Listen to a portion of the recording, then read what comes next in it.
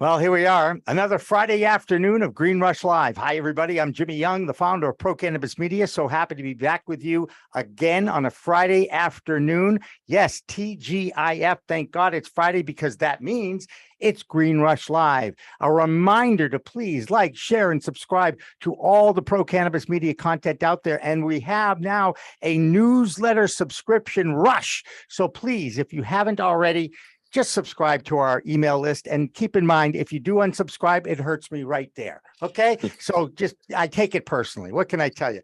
We've got a really interesting show today. It's kind of just pulled itself together. It's all about the international scene of cannabis. And yes, we're going to add hemp to the equation as well. Joining me as my guest host this Friday is an old friend. In fact, the originator of the Weed Talk show. You remember those days, Kurt, when we used to meet in Quincy and do a once a month 2-hour live stream? I saw you put up the OG bat symbol over my house, so I had to come running when it's Green Rush Live on Friday. Yep. Well, I have missed you. I enjoy chit-chatting with you. I read all of your stuff when you post on the various sites that you're on. Usually it's LeafWire that I find, our friends at leafwire.com. And always enjoy your perspective on the cannabis industry that right now is really in a very interesting state of confusion, would be a good way, I think, to describe it. I'll certainly ask you what you think, but I want to welcome in our special guest at the top of the show. His name is Nathan Mison. He's been on with us before. He's an international consultant on the world of cannabis. His company is called Diplomat Consulting. Nathan Mison, thank you so much for joining us, and always a good thing to see you, sir. It's always a great pleasure. And you know what I really enjoy about you? Your low energy approach. So, I really appreciate that on a Friday, just pulling me down. So, you're making me evil or making me even. So I love it. It's always a pleasure, bud. Why do you think I'm on high blood pressure medication? Okay. And Kurt understands that part too, right? I mean, he's seen me out of my mind before, and Jimmy needs a little bog hit before the show. Let's just say that. Yeah. I appreciate it. I'm a high energy guy too. So it's always great to have. I'm just worried that the two of us on at the same time will vibrate off the internet. I will say this. I am glad that we were like two people passing in the night in Las Vegas, because if we did sit down and actually imbibe, if you will, at that time. That's true. It would have been dangerous. But that being said, I really want an update. You're up there in Canada land. Mm-hmm. You've got this consulting group that has something to do. We all know it has something to do with the international scene. And about an hour from now, we've got Chris Day coming on as well. So tell us a little bit about what's been going on. And, I did get that 80-page document that outlined like this incredible report on the international scene. In fact, the best part, by the way, the table of contents, where it lists all the different countries that have cannabis decriminalization, medical programs, all of the above. So tell me about what you've been up to lately. So there's 55 countries that are decriminalizing or legalizing around the world. And what's crazy is we dropped that report on June 8th in the UK. We were lucky enough to be around Cannabis Europa, and in partnership with the UK Canadian Chamber of Commerce, the Canadian Chamber of Commerce and Gowlings, we were able to bring our first white paper report for our organization called the Global Cannabis Partnership. And what's funny about how fast cannabis moves, and I think people need to keep this in mind, is since June 8th, there's 3 new countries that have started legalization process. So it's now 58 countries around the world that are going through cannabis legalization.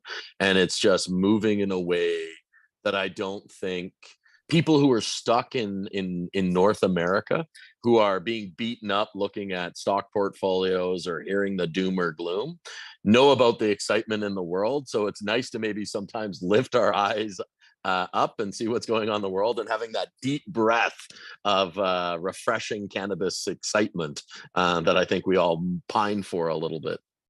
And maybe the only thing that's moving fast in cannabis years, because the industry of the United States, man, it is like hurry up and wait, or one step forward and 4 steps back. And Kurt's been around it a little bit longer than I have, as far as covering the scene and what have you. And did I see a note that Switzerland voted in legalization this week? They did. They did. They've decriminalized, or they've created a medical cannabis regime and export. And yesterday, Canada released a CBD as cannabis health products, which is a one step before national health products yesterday. The same day that the UK just dropped a hemp, CBD, and cannabis roadmap for their legalization yesterday. So things are starting to really move in the world when it comes to globalization. I think one of the things that was really interesting coming out of our report was there's 38 member nations of the Organization of Economic Cooperation and Development, the OECD. So those are the biggest, most powerful economies in the world. They haven't talked about cannabis yet, even though 28 of those 38 nations are going through cannabis legalization, right? 19 EU nations are going through cannabis legalization. Like, this is going to start to move in a way that as a Canadian or as Americans, we're not ready for, I think. So it's kind of exciting that the world is looking at us going, oh, those poor guys, they should catch up to what we're doing, which is an interesting circumstance. Perfect segue. We have an article up that says, I guess UN drug treaters don't mean anything anymore. And the fear in the US was that this wouldn't happen for fear of US financial repercussions, the financial systems, the shutdowns.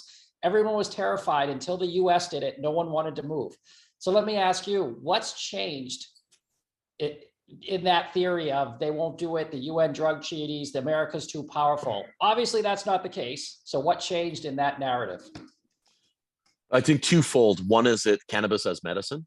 So it's a medicine regime, not a controlled substance regime, or it's not an illegal controlled substance regime. So most of the world is legalizing as cannabis as medicine underneath the pharmaceutical guide. And of course, the United Nations amended the Controlled Substance Treaty in 2021, which created the declassification of cannabis and CBD. So there's much more opportunity. But you're right, it's still a big issue. Like, everybody talks about Germany, right? Germany. Chris Day, who's of course a friend, will be on with you guys in a bit. He just came back from Berlin. They're going to require 400 tons for their adult use recreation. The really interesting question, to your point, is how the hell do they get it there? Because that would be a violation under a controlled substance treaty, because that's adult use, not medicine. So I think what we're going to see is medical continue to develop. Big nations like Germany, UK, Canada, the United States, the OECD, the EU push the UN to create a legalization pathway and an amendment to the Controlled Substance Treaty. We all know that China and Russia will either try to veto if it goes to the Security Council or abstain.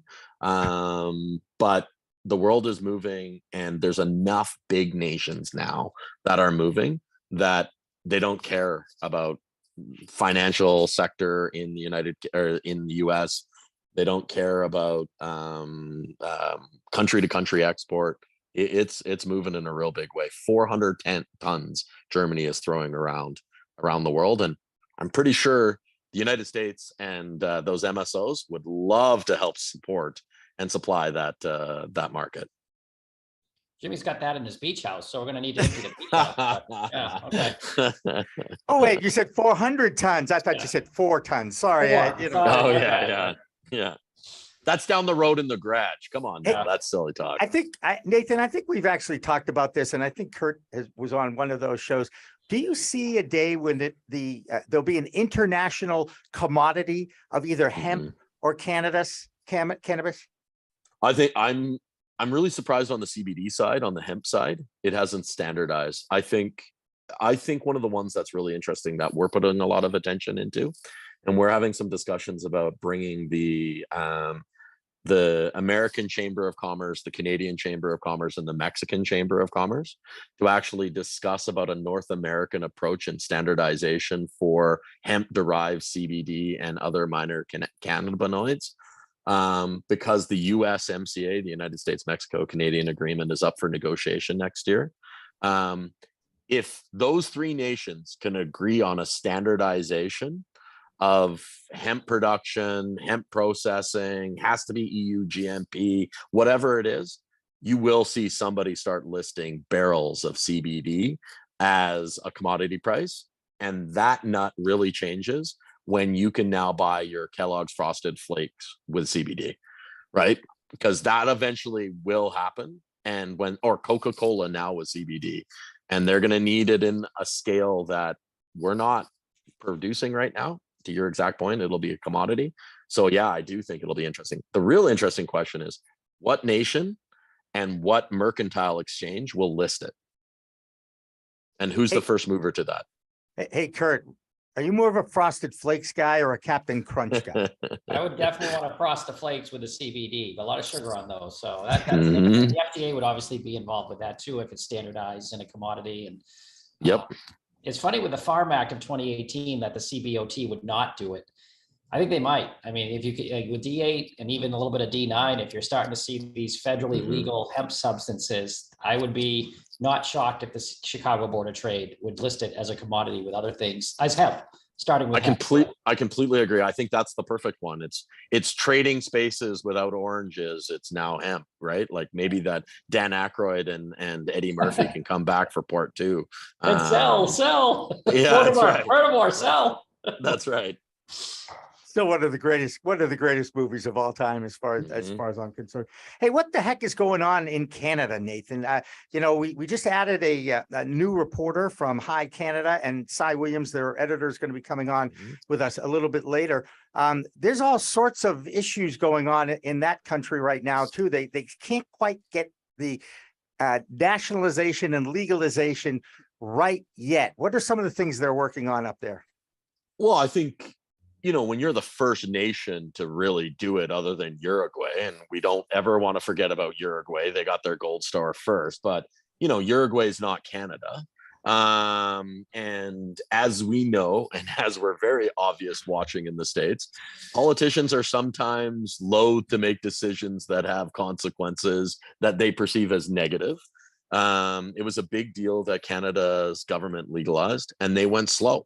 And they were overtly cautious because, as we know, it's a good rule it's much easier to give people something from a government than take it away. So they were very strict with the aspiration that you could lessen the regulations. We haven't seen that. And that's one of the big problems. And then the other big problem is because we have provinces, which are, of course, the equivalent to your states, the states are our provinces, a lot of them own wholesale and distribution, and they supply the private sector, and holy hell are they taking so much money, it's egregious. Like, they're so far down in the pockets of the private cannabis sector that they're pulling up people's socks, right? I was talking to somebody today, where in the province of Alberta, where I live, they're taking 70% tax and usury fees before cannabis is even sent to a retailer. It's pretty hard to make money and have a healthy sector when you have 70% taxes and usury fees. And Kurt, that's a great segue to what's going on in Washington, D.C. right now, where at least one senator, Chuck Schumer, is trying really hard to at least create some kind of a regulatory world for cannabis in this country. And we'll hear from Michael Correia from the NCIA a little bit later on our program. Kurt, you've looked, I don't know if you've looked at that new CAO bill, but we all know the tax of 25% is freaking out a lot of the industry leaders. How do you view what's going on with this latest bill, Kurt? Are we ever going to see anything change at the federal level in this Congress? Well, I'm the guy that wrote did you hear the one about the 3 Democrats who filed the marijuana legalization bill in the Republican Senate? So, as we've always said, to cut to the chase, we will be legal when Mitch McConnell and his friends decide it will be legal and on their terms. So I give this 0 chance, considering the Democrats introduced it. At least it starts a conversation, and obviously with voter appeal, that's nice. Unfortunately, America right now is, unfortunately or fortunately, going through a very conservative wave, and not high on the priority list for conservatives is full recreational marijuana legalization. So I do not see it in this Congress, and depending on the next presidential election, the who and the what and the where, I'll have a much better feel. But I'm on the curmudgeon side as far as seeing the U.S. federal legalization at this point. Can I ask you guys a question about this? Can I Sure. just as quick, as an outsider looking in, and as somebody who has seen the provinces take so much money, Illinois' cannabis taxation now makes more money than Illinois' alcohol taxation. Right. Are we seeing the states drag the feet because they don't want federal legalization because of how much money they're making? There are certainly players who do not want to see federal legalization, including MSOs and protecting Yes. the regional moats. State Mhm. taxes could be part of that. Protecting, obviously states with oversupply that can't get rid of the stuff fast enough, shipping it to states with undersupply where the margins are higher and the prices are higher. Smaller states don't like that. They have a protected industry, especially with social equity and economic empowerment. Mhm. Those guys are going to get run over. So yes, there are certainly interested parties in not seeing it federally legalized. And I think that's one of the interesting things about exactly what you described there is the MSOs in the United States are facing some of the same problems that the big producers are in Canada. They overbuilt because they had to supply, because they built regional moats and had to own it for retail distribution. And then exactly what you said is, industrial agriculture eventually drops the price of cannabis exponentially. Like, I've seen prices of 28 cents a gram for outdoor grow right now, right? I'm very interested to see if the MSOs, unfortunately, are going to suffer the same consequences of what's happening with Canadian LPs right now, because they're really struggling and profitability is pretty far away. And I'm wondering if that's one of the other things, to your exact point, why they're lobbying so hard to keep the regimes the way they are. Kurt brought up Yertle the Turtle, Mitch McConnell, the leader of the minority in the U.S. Senate. And it was his farm bill in 2018 that opened up the Pandora's box for the CBD and hemp industry. Now, it started with a 0.03% of THC in hemp. Now with the Delta 8 magic that they have figured out, and now they're actually talking about upping that THC level to 0.07%. Kurt, you follow this a lot closer than I do. Yep. What kind of an impact is that going to have on the hemp community? And again, later on the show, we've got a member of the U.S. hemp industry hemp table, the hemp brown table will be on with us. Kerry Hinkle will be on with us. But Kurt, what's your feeling about that upping of the THC limit in a new definition of hemp? It should terrify the marijuana guys. It should make the hemp guys just crank up the extractors, the nano emulsion, putting it in the liquid, and off they go. They can get people high. They can ship it. It's almost you can't tell the difference the way they're doing it now with the THC sourced from hemp because of that liquid nano emulsion and the way they shrink the molecules. It goes directly in the bloodstream. Who would have written the book 5 years ago if the hemp guys would have won? The hemp guys had to take all the Frankenstein parts of hemp, put it back in the lab, and someone said, don't come out till you make it just like the real thing, and they did. So it should terrify the standard marijuana industry in America that D8 and even D9 is shipping, growing. They can't keep up with supply. A whole generation of people are going to get high on hemp. And by the time the famous sister gets legalized, they're going to say, what do we need that for? It's the same thing. It's more expensive. We're good. We learned about this stuff. And why would I pay more now? And it's unbelievable, the story unfolding.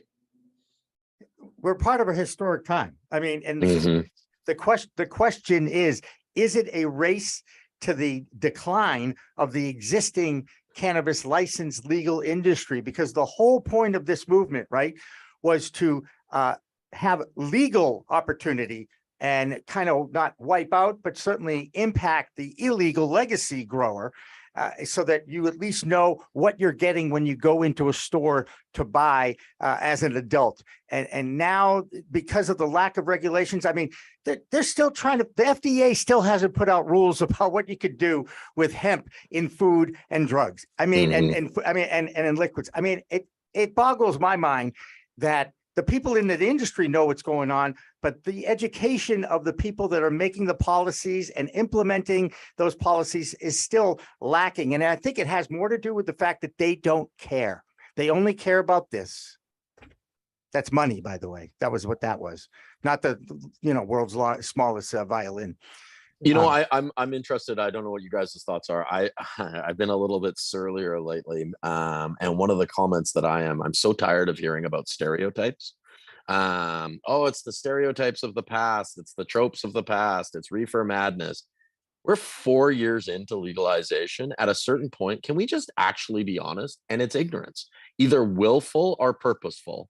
But you're the regulator. And if you haven't done your job and I have to sit down and inform you on the basic regulations that you're responsible for, it's ignorance.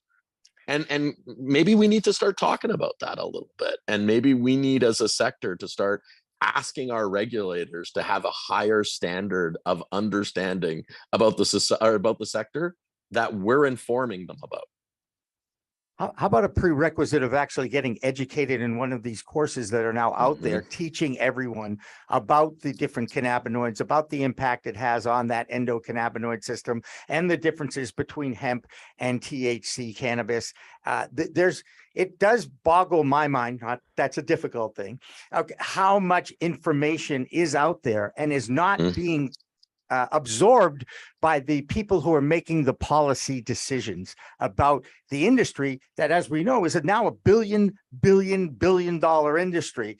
I don't know what's going to happen. Kurt, can you look into your crystal ball? I love when you used to do that. So it depending on which side you're talking, there's a legitimate chance that old, boring, ugly stepchild hemp, the sister that didn't get invited to the ball, the sister that gets to make rope and textiles is going to come out and smoke the pretty sister, tortoise in the hair at the end. And I think the regulations, to get to your point, have been written for hemp, and the loopholes are already there and they're being exploited, as all loopholes are. There's probably 10% of the actual marijuana cannabis industry paying attention. To go to Nathan's point, I think Michigan just went under $122 a pound. We have a story going up, and they're like, well, it's saturation, it's illicit market, look at the D8, the Delta hemp stuff sales too. Put that in there and why this fancy marijuana product is going down in sales. People are getting high a different way, a legal way, shipped to their door already. It's happening already. And if you're asleep at the wheel, waiting for those moats to come down federally for Mary Jane, you're getting bypassed 10 ways to Sunday if you're not looking into D8 and synthetic made D9 and what's going on. Yeah, and the other thing, though, if you go back to what has been discovered through research and just market research and looking who's buying, how they're buying, the buying key for a lot of consumers is the percentage of THC in the plant when they go shopping. They're always looking for the highest THC percentage, and anybody who understands the plant and how it works knows that doesn't necessarily mean that that's going to get you as high as you've ever been. It's the terpenes that are related to that dictate the direction that THC is going to take you and the kind of experience you're going to have. So we are you said it, Nathan, 4 years in, and we still don't have a clue on what might happen in the future and how best to regulate this. Nathan, if you were involved in the United States, if you were the U.S. Cannabis THC czar, what are some of the things you'd like to see change and perhaps stay the same in this country? I think you guys are doing some really interesting stuff about research and innovation. I think some of the research licenses that you're going to develop are really fascinating. To Kurt's point, a lot of that, of course, is on the hemp side. But when you talk about the growth of an international sector, commercialization of IP and research is going to be a significant piece of that. And that's something that America has always succeeded at. And I think you guys are right on the precipice of continuing to lead the world on that regard. I might even fund it more. But that you could actually allocate some money from cannabis sales to post-secondary institutions or universities and colleges to actually fund peer-reviewed research. The biggest thing that I would change is work with your North American partners, develop a regime that you force the rest of the world to conform to, so that you give competitive advantage for your businesses and your sector to take advantage of. I think it is an incredible lost opportunity that Canada, the first G7, first G20, America, the largest cannabis market in the world, and Mexico, who's waiting to be one of the largest markets in the world, who has a perfect growing climate as well, does not unite together to make it so that Germany, the UK, Thailand, Australia, so on and so forth, are conforming to our rules, not their own rules. And I think that's one of the big things that I would do. But that would require us to look beyond our borders, which is something we don't always succeed very well at. Well, they all agreed, I'm talking about Canada, the United States, and Mexico, to host the next World Cup in 4 years. So we know that they're at least together on one major sports event. Now, whether or not that can transfer over to the cannabis side is probably a pipe dream, if you don't mind that expression. But that's another story. Hey, Nathan, if you'd like to, we always offer this. You could stay through the break and join Michael Correia from the NCIA, who's supposed to be coming on in the next half hour with us. Or if you have a busy schedule on this Friday afternoon and you need to go somewhere, we certainly understand. And I'm not putting you on the spot live. We are going to take our first break. So you could decide in the middle of the break, if people want to contact the Diplomat Consulting Group with Nathan Mison, how do they do that? diplomatconsulting.com or the Global Cannabis Partnership. We're really excited about where the world is going. And I'll just leave you with one last final thought. Cannabis, 4 years into legalization in Canada, when you take legal, illegal, and ancillary business, is now larger than lumber and dairy when it's economic impact to the country. So maybe we should get off our asses and maybe start talking about that instead about the nuts and bolts of getting high. Maybe we should talk about the jobs and the revenue that it could create, and maybe it would move some people off their ass. 100%. I think if you have to appeal to the other side of the aisle, you have to appeal to the financial model and the impact it can have. And I actually think it can help the United States, which is trying to avoid a recession, even though there's mixed feelings about that as well. We're going to take a break. There's no mixed feelings about that. It is after 4:20. After all, we'll hear from Jonathan Edwards singing Shanty again. And when we come back, we'll have a continued our discussion on the international and the U.S. scene of cannabis. Don't go away. Green Rush Live continues after this.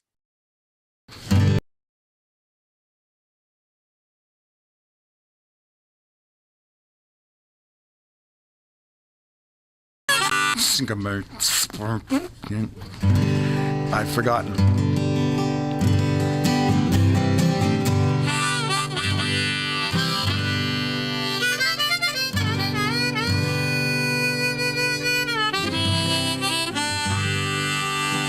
We had a saying in our old band, one of my first bands in 1966 or so. What are you gonna do tonight? Oh, just, like every other night, just gonna lay around the shanty and put a good buzz on.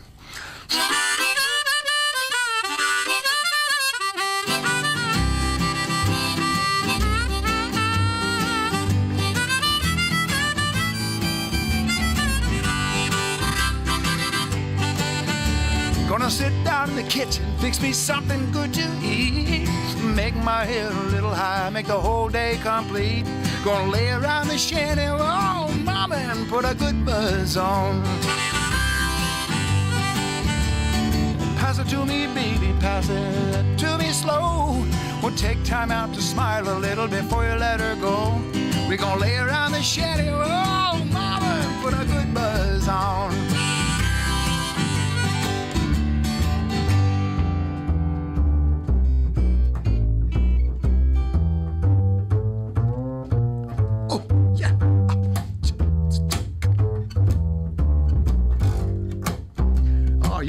You're on something. Go ahead.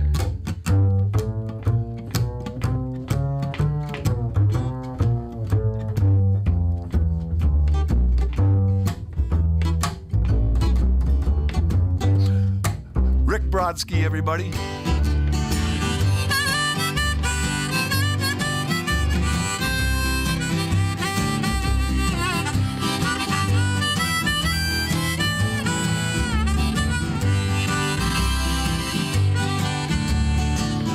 Nothing to do and there's always room for more. Fill it, light it, shut up and close that door, baby. We're gonna lay around the shanty, mama, and put a good buzz on. Take it, okay.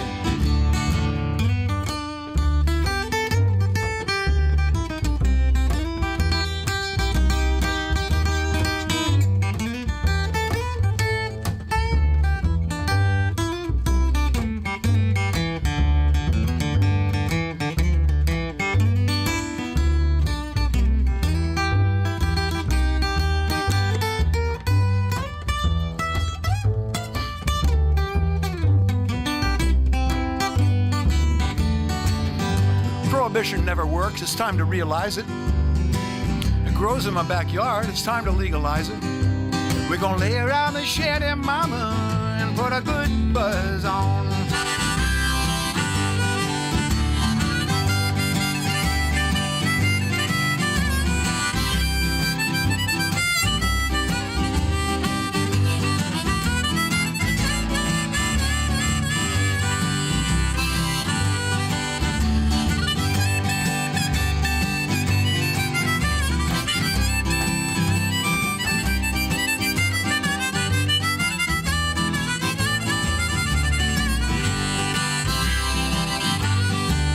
I'm going to sit down in my rented car. I'm going to jam it into drive. I'm going to head on out and play at WSCA with Sean. I'm glad I'm alive. We're going to lay around the shanty, mama, and put a good buzz on every night and day. We're going to lay around the shanty, mama, and put a good buzz on.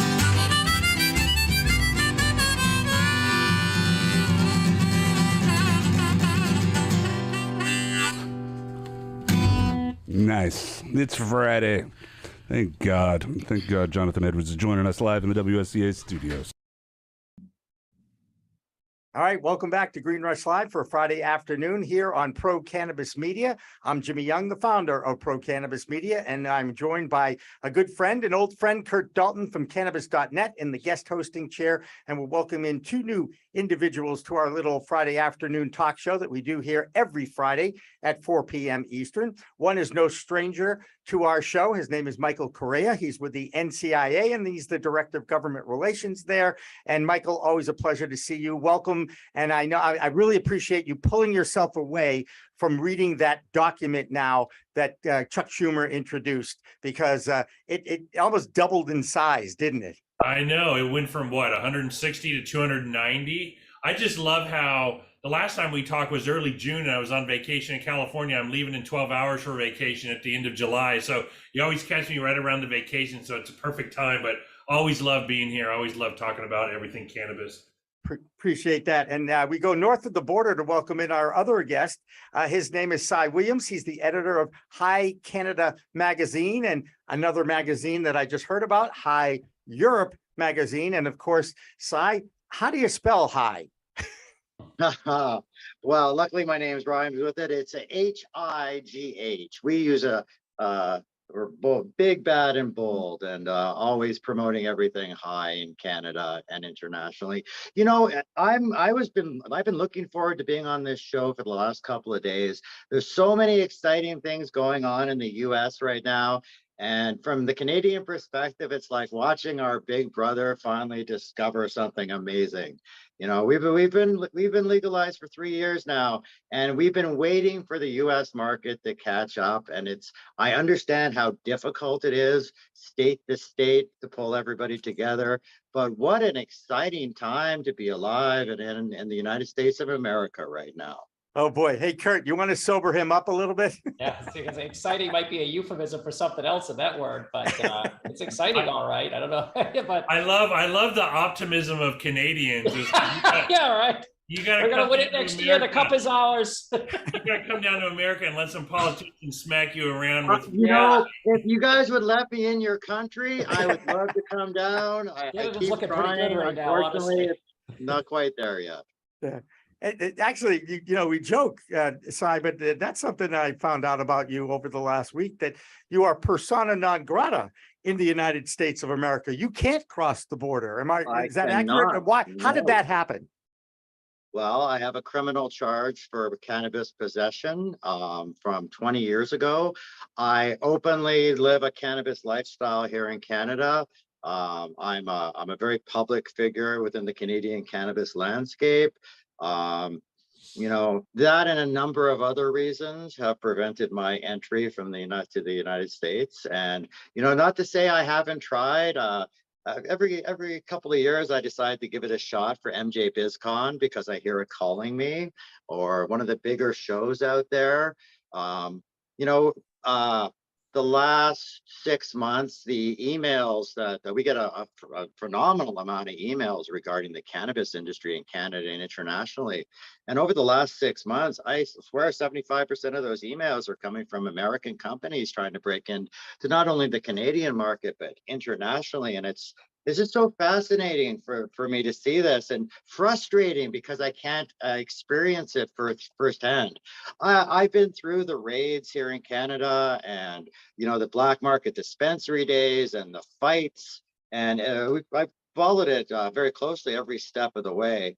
And even though our legalization is not perfect and it took a long time to get to, it's something to build upon. And I know that it's probably frustrating and sobering to be fighting that process, but I'm still pretty excited for you people. Yeah, Michael's right in the middle of that battle too, right now with that bill. Michael, bring us up to date. How's it going in the trenches? Is there any hope at all for any aspect of this bill? And is the only hope the safe banking? So one, I just want to talk about what Cy said. I wish some of the Canadian influences could come down to America when politicians and parties say things, they actually are held accountable to do it. And you had your legalization 4 years. 4 years ago, it seemed like it's when Senator Schumer started talking about his bill, but it was only 18 months ago. And so they finally introduced it. It went from 160 pages to 290 pages. When we've been talking with their offices and other offices over the past 12 months, they said they've read every comment that was submitted. They had thousands of comments that were submitted. NCIA submitted 40 pages of comments and questions and thoughts about the bill. We didn't want to comment on the bill or the discussion draft at the time because it wasn't a bill. I've worked on the Hill for 15 years. I know how it is. It's not a finished product. And so we were waiting for that day. I sort of expected in the springtime. I was a little surprised they pushed it so late. They said they were working out issues where my view could have been, you could have dropped a bill. It isn't a perfect bill. It isn't a complete bill. That's what amendments are for. And that's what edits are for. And that's what changes are for. Look at safe banking. It's changed multiple times over the past decade. There's no perfect bill. That's what hearings are for. The frustrating thing is they've dropped a 300-page bill right before August recess. And there's about 30 legislative days left of the calendar before we go to the election. And then we have a new Congress. So when you ask me, what are my thoughts on legalization? Trust me, no cannabis legalization is happening in the Senate unless there are 60 votes. 60 votes mean you get all 50 Democrats to agree and 10 Republicans. That's not happening. And so you're not going to get anything close to legalization bill, but the votes are there for something like SAFE or some version of SAFE. And they throw out terms like SAFE Plus. What would the plus be? There's a research component. There's a component around vets. There's a component around expungement. And so as a way to sweeten the pot where it's not just SAFE, it's SAFE with a couple other things that get activists and advocates excited. And just recently, what was it? Today's Friday, it was Wednesday or Thursday, the House of Representatives passed a research bill. It's going back to the Senate. There's a chance it's going to be voted on Monday or Tuesday next week. It will probably pass because it's passed the Senate before. But this is what I think is weird and bizarre. You talk about SAFE and SAFE Plus and the research components part of it, but now you pass research by itself. So now you lose some of that leverage to have SAFE Plus language. So I'm a little frustrated. I'm a little scratching my head of the logic of why they're doing a research bill now versus negotiating to get SAFE Plus or something later on. That could, use up all the momentum on reform and we get nothing because they've passed something like research. Let's research this for the next 5 years, 10 years. But you guys mentioned earlier, NCIA is having their lobby days on September 13th and 14th. And our goal is to hammer the Senate, say, guys, the election's around the corner. There aren't many days left. You need to pass SAFE. And I guarantee you, Jimmy, if SAFE came up, it would get 60 to 65, maybe even 70 votes. The votes are there. It needs to be brought to a vote, and that's the big issue. So it's frustrating, but guess what? We have a bill. They had a hearing on it on Tuesday. They're discussing it. Now that that's out there, let's get to reality and see if we can get something over the finish line. And that's what we're going to be focusing on. There you go. Kurt, I know you've got a million Yeah, I questions. was going to say, unfortunately, I hate to burst your bubble. I think you answered your own question. Why would you put a research bill out right now when it was one year? Because the SAFE's not going to pass. And it had its shot when they had more Democrats and they had everything in their favor. And I don't think it's going to pass. And that's why they're doing the other bill, knowing we're still not there on SAFE. Let's see if we can get research done before the summer break. So, and then on that point, you know, there's enormous support for SAFE, but there are a couple position, you know, leadership positions. It's Senator Booker, Senator Sherrod Brown, the banking chair, Senate banking chair, and then Senator Schumer that have issues and they want to address comprehensive reform. But guess what? The votes aren't there on comprehensive reform. The votes are there for SAFE. Are there things you can do with SAFE to make it more palatable without losing Republicans to get it over the finish line? And if research was a component to sweeten it for Republicans, you've taken that off the table. You know, DC is all about negotiations. It's all about leverage. I think you're losing some of the leverage on something like SAFE if you do research. We're supportive of research. We already know, you know, everyone on this, we all know the research is going to come out good. But we also know that Republicans sometimes use research as a way to slow play cannabis reform. And they'll say things like, well, once the research shows me cannabis is safe, then I'll support it, knowing that that's going to take 10 years to get that. And so sometimes it's Republicans' way to slow play it. And it is frustrating. I always thought that was the Democrats' downfall, and we can debate social equity and economic empowerment, but Booker and Schumer, Republicans, from what I hear from our sources, walk out of the room when that's part of it's brought up. It's just not going to fly that way. And they're sticking to their guns. So we're willing, like, win the battle, win the war, lose the battle. They're doing it backwards, in my opinion. But hey, I agree with you 100%. I want to bang my head against the wall. And cannabis is a perfect example of sort of the Democratic dysfunction of what's going on. And the dysfunction is this: they have 50 Democrats. So that means to get anything done, you need to work across the aisle with Republicans. As much as they try to be obstructionist, you have to cut some deals. You have to do something or narrow it. They've done it on transportation. They may be doing it on some other issues. So they just did it on this microchip bill that's going to be going through. There are ways to get, 10, 15 Republicans to vote for you. But you mentioned, some of these components of around justice, a lot of Republicans don't care about. And Democrats have to be cognizant of, let's do the right thing. It's incremental steps. It's going to take years to get there. And I don't want to do nothing to wait 10 years when we can be doing something in those 10 years to make it a little more equitable, just, or, easier to digest. Yep, you're absolutely. AOC is on that train too. And I just think it's putting the cart before the horse. Get legalization. That's what amendments, that's what hearings are for after.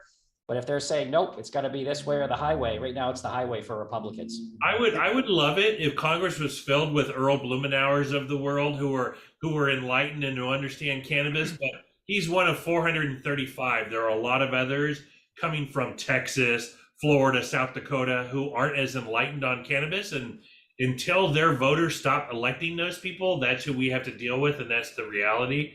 And a lot of Cy was mentioning what's happening with American states. So much is happening at the state level. It's wonderful, but the feds, they're just slowing it up, and it's really frustrating. Now, can I butt in here? Because I haven't heard one word in particular about the descheduling or just decriminalizing this plant.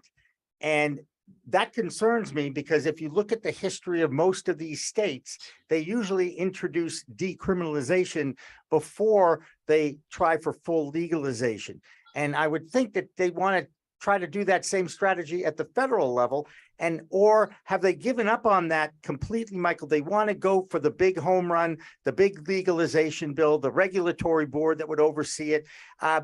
Or am I missing something that maybe they're saying, you know what, let the DOJ just take it off the Controlled Substances Act, and let's work on the next steps.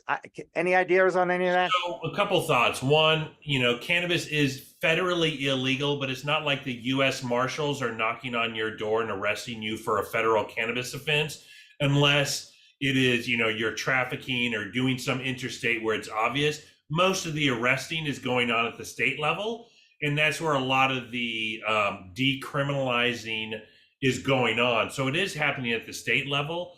It would be great if you decriminalize at the federal level, but there aren't lots of, DOJ and the U.S. Marshals are not the ones doing arresting. But with that being said, we have our friend from Canada up here. The U.S. Border Patrol is a federal entity, and along the border of Mexico and Canada, I have heard that the Border Patrol is arresting people, because they're near the border, or because they have a joint here, or they're on a federal park. So something like this, yes, exactly, Jimmy, that would get to it where the federal government said, you know what, if you have small amounts of cannabis, we don't care, we're just going to move on. That could probably move, but the devil's in the details, and what you can get done and what you do get done are two different things. Yeah. And of course, we'd be remiss if we didn't mention what's going on in Russia with the basketball star Brittany Griner and now Paul Whelan. And they're doing some wheeling and dealing, Kurt, just like they do with the trade deadline coming up in baseball, a 2-for-1 deal. And the United States is willing to give up the merchant of death for these two people, which I totally support it, because, it's a trade deal. Let's make it happen. Let's bring 2 citizens home that were unfairly detained, if you will. But again, is it too much, Kurt? Are they giving up too much here? They need a couple of draft picks in there too. As one of your favorites says, lawyers, guns, and money, right? So no, they're going to cut the deal. They're going to let the merchant of death walk out the door. He'll probably wave as he's leaving the U.S. border. And, you'll get those people home. And that's like you said, you got to cut a deal. Sometimes, like Danny Ainge, you can't win every trade, Jimmy. You can't win every trade. No, Red Auerbach could, but Danny couldn't. I get it. Completely different era. I get that too. Sorry. We regrets into sports all the time here. We apologize for that. Cy, when Canada went legal, did they have a decriminalization or medical program before? Did they just hit the home run? I'm trying to remember. They did not hit a home run. They hit a single. Okay. Right out of the gate. We're going to use a sports analogy. They pretty much abandoned the medical programs for the most part. There's a number of class action lawsuits going on in Canada right now due to taxation of medication. And the federal level, they've realized that the 500,000, which doesn't sound like a lot perhaps, but our 500,000 medical patients have not gone away. They're still fighting for their rights and to be part of a medical program. So our federal government, as part of our rewriting of the C-45, is reinitializing our medical program to better serve medical patients here in Canada. One of the distinctions they are making, though, so it's one or the other. You can work in recreational cannabis or medical, not both. Huh. Yeah, I got to tell you, I'm going to drop a name. I know Kurt's going to know this name. I was lucky enough and hung out with Stephen Hoffman, the outgoing commissioner of the Cannabis Commission here in Massachusetts this past week. And Stephen was pretty adamant about, he doesn't like that word recreational. Using medicine recreational, a medicinal plant, bothered him. And I got to be honest, it bothers me a little bit too. I mean, you still have to show an ID now in the States if you want to buy a cough medicine called Robitussin. Okay. And there again is a medicine that is dangerous enough that you can, catch a buzz off Robitussin. So you have to show you're 21 and over. And that is a medicine that is sometimes being used poorly by uninformed youth to catch a buzz. And that's kind of an interesting dynamic, because cannabis, there's enough people out there who have used it either medicinally or for their own enjoyment, which I think is a much better word than recreational. And yet we're still fighting that even amongst the industry people as well. Kurt, you've been around, in this industry longer than I have. Do you feel that Is it changing at all? Are people recognizing that the word recreational shouldn't be used by the industry anymore? What nomenclature would you substitute for rec? Just curious. If you're not going to call it recreational, what would you? Adult use. Just adult use? So you'd have Adult medical use. and adult use? Trying to compare it to like a tobacco or the liquor industry, and if it was adult use beer and wine or recreational beer and wine, because it does mimic the wine industry, at least the closest. It rhymes with it, doesn't Yeah. follow it. I don't know. I really haven't come across the we shouldn't call it recreational, because there are This people is that my use it. first time for that as well. I haven't heard any anti-recreational The sentiment. word itself, right? I I'm haven't heard surprised. that perspective. I go to trade shows. I talk to a lot of people, various events, and this is starting to, I start hearing this. So anything I hear, I bring to the talk forum of something like this with guys that have been around it longer than I have, just to get a feeling of that.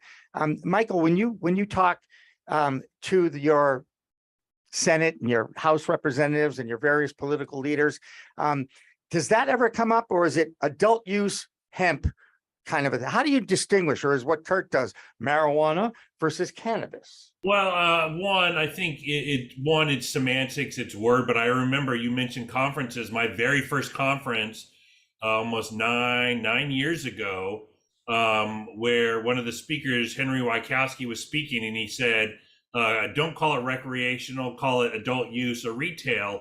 It stuck with me. And so, but it is semantics. Every so often, I say rec, whenever you see grass, it's rec, it's medical, it's retail, it's adult use. And so it's not changing or slowing down. It is semantics.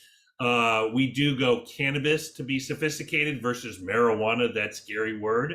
But a lot of times it's just a policy issue. What does frustrate me, and I want to bang my head against the wall and punch people, especially Republicans, is when they say gateway. It's a gateway. Cannabis is gateway. And it's like, what decade is this? The 30s, the 70s? Like, we're past that. But, the rec, adult use, I think that's some people in the industry trying to lift it up a little bit and be a little more sophisticated. But I go back and forth with adult use and retail, but I let rec. I'm not gonna shame anyone that goes rec. I understand, and I'm not shaming it either. I'm just bringing it up for discussion. Speaking of going to trade shows, you're right. We wrote up the Benzinga show a couple months ago in Miami, and one of the first things we wrote was, I did not hear the word marijuana for 2 days. As far as cannabis, which I'm a little biased, but I did not hear anyone, any of the speakers, any of the side conversation, any of the panels use the word marijuana for 3 days, whatever it was. So there is a changing nomenclature that isn't necessary. Now, what is it? Oregon or Washington has rewritten all medical marijuana. Is it Washington? They struck the word, made it cannabis. So they officially did it. But here's what's going on in the state of Massachusetts, Jimmy. Right. The advertising restrictions don't allow you to use the word marijuana. So literally every billboard in Massachusetts right now, because cannabis companies have money, says the word cannabis. No matter how you refer to it, it's cannabis. So even without the law being changed, you're training millions of people every day, medical cannabis, recreational cannabis. That sign says cannabis. What is that? So it's taking care of itself even without, actual laws being changed. Yeah. And actually in Massachusetts, I remember in December of 21, the Medical Association did rid the M word out of their nomenclature, as Mr. Correia uses, great word, and have replaced it with the cannabis, because after all, that's the name of the plant. The biggest confusion comes when you talk about hemp, which is also a cannabis plant, but it just doesn't have the same cannabinoid makeup of the THC cannabis. And therein lies a little bit of a lesson in there. You know what, Michael, I think these people in Congress, they hear all these different stories, and it gets more and more and more confusing to them. It's not as simple as like the alcohol industry is, that they've accepted over the last 80 or to 100 years. They understand it, right? There's non-alcoholic and alcoholic beverages, right? They get that. Yeah. I would have loved to have been around in the 30s when alcohol was trying to get re-legalized, what they were going through and what their lobbying strategy was and what the pushback was. Because I wasn't around, I don't know, but it seems like, we hit our high water mark in January of 2021, and you see it with cannabis stocks going up, and we sort of crested, and then there's this frustration that Congress isn't going to do anything. And I mean, anything can happen between now and November, but right now things are not looking good for Democrats. And that's just going to slow up cannabis reform overall. And that's what's going to be very frustrating. When I took this job 9 years ago, I thought it would be an 8 to 10 year process. I'm going to have to push that back to 12 to 15 years. Right. But let's talk about legalization with Cy. He has some ideas. I'd love to hear the Canadian optimism. I have a question about the research side of it. You had mentioned that you were getting ready to drop a research bill. It's not like you have to recreate the wheel. There's a plethora of research that's already been done internationally in Canada and mature markets who have already taken a deep dive into so much research. So there's no way that that can't speed up the process with some of the existing research that's being done at universities. So one of the big pushbacks is there's federally funded research and then state funded research and then international research. And a lot of times when it comes to federal government agencies and think tank, they're going to look to federal funding, and that is limited. So there's tons of evidence internationally, the state level, private level research. There's lots of research out there, but when it's federally funded for a particular NIH or the vets or something where they're looking at something, there isn't as much available. And I think what this is going to do is free that up from a federal and free up the federal government to start funding more research.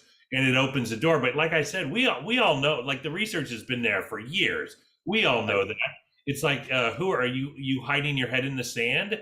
Right. You don't know where the positive benefits are. And we could just do a search right now and find 100 researches that just say positive things about this aspect or that aspect. But I think this is the biggest issue. Is this will clarify and make it easier for the feds to start funding it. Here's the biggest issue that's very frustrating. Instead of the House of Representatives was allowing for state grown cannabis, so Colorado's growing something, research in Colorado, the Senate's version only allows the University of Mississippi, the only place in America where it's federally legal. And we know they all grow dirtweed there. And so how are you going to research when research comes down to, THC or cannabinoids or this profile or something else, in effect, this strain? And so to me, it's like getting your cannabis at the DMV. I don't know if it's the best place versus state stuff. And so that's going to be an issue. We'll see how that shakes out. Yeah. And I'm going to use a fact I know about, and Kurt's going to know who it came from. Dr. Uma Dhanabalan a few years ago explained to me, and this is going to support what you were just talking about, Michael, about the already existing research. And Sai, you said the same thing. There's been over 30,000 studies about cannabis that have been funded by the substance abuse community, looking for reasons to ban and keep it banned and keep it illegal, and only 700 research studies on opioids. So they've been looking for a reason for years to ban and shut this product down, and they can't. I want to also throw in one thing from the chat room. Penny brings up an interesting point. Michigan, which is a pretty vibrant market, even though they're having a few issues right now in Michigan, she brings up the fact that every weed product, every cannabis product in Michigan has to have the word marijuana with the H, in it as a state regulation. So again, we're still a long way from acceptance, let's just say. Cy Williams, highcanada.net, isn't it? That's right, highcanada.net. That's right. And it's the NCIA and the lobby days in September, Michael, coming up. And, I'm going to try and figure out a way to get down to DC and see some friends and family down there too. Well, come on. It's only 8 hours away, or a 90-minute flight. You can do it from Boston. Come on down. It's baseball season. We'll try to catch a baseball game. I'll take you out or whatever. And you can hang out and do a show down there or something. And Cy, I know you can't come down to America, but one of these days I'd like to come up and visit Canada, and I'm still allowed. So let me know. I'll Well, we have a on lot of email, great come up. trade shows. We have a lot of great trade shows out here in Canada, and I would love to host you as our guest at any one of them. That'd I'll be Please great. let me talk know. to Jimmy and get your contact information. No Please problem. do. Happy to do that with you guys. Appreciate you taking the time on your Friday afternoon to join us. Always a pleasure. Kurt, stick around. We've got Chris Day coming up in the next half hour and a member of the U.S. Hemp Roundtable, which I think will be an interesting discussion as well. So don't go away. Green Rush Live continues after this. This edition of Green Rush Live is supported by Canna Business Resources, helping you grow with Canna Business funding. Check them out at cannabusinessresources.com.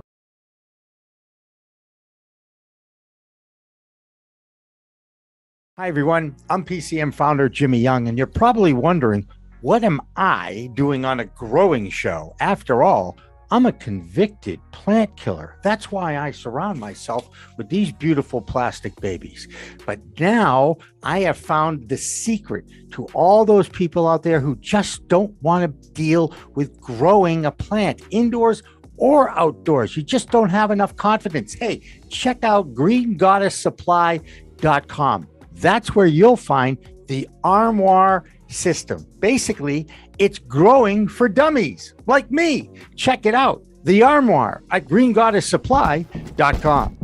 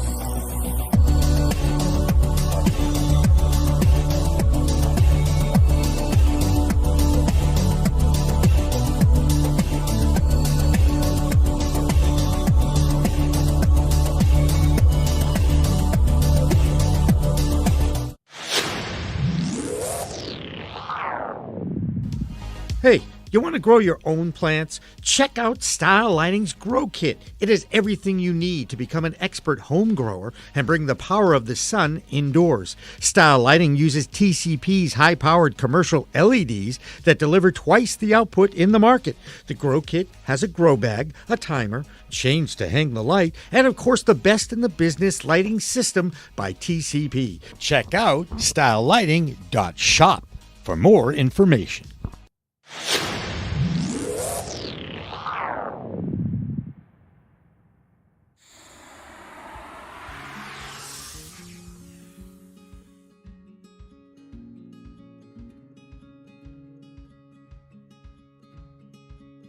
You would think that it is. However, there's quite a bit of debate right now in the accounting industry when it relates to cannabis with this exact question.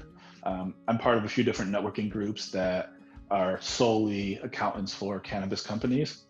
And there's been quite a bit of back and forth in those communities and discussion regarding whether 280E, if it went away, if the administration legalized cannabis or took it off of Schedule 1, what would happen?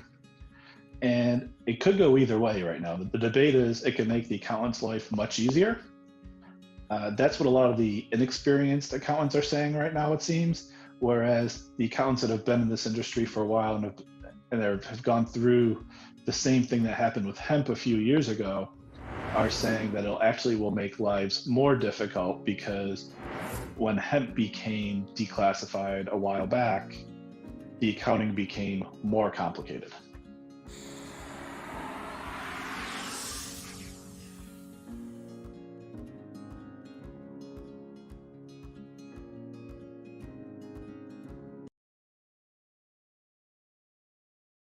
All right, welcome back to Green Rush Live, our regularly scheduled Friday afternoon business of cannabis talk show here on Pro Cannabis Media. I'm Jimmy Young, the founder of Pro Cannabis Media. Happy to welcome in my pal, Kurt Dalton from Cannabis.net to the program as a guest host, and also bring in a couple of guys. In fact, one guy that we're now going to be great friends with, he's Kerry Hinkle from the U.S. Hemp Roundtable. Kerry, at least say hello. I'll give you the opportunity to say hello first.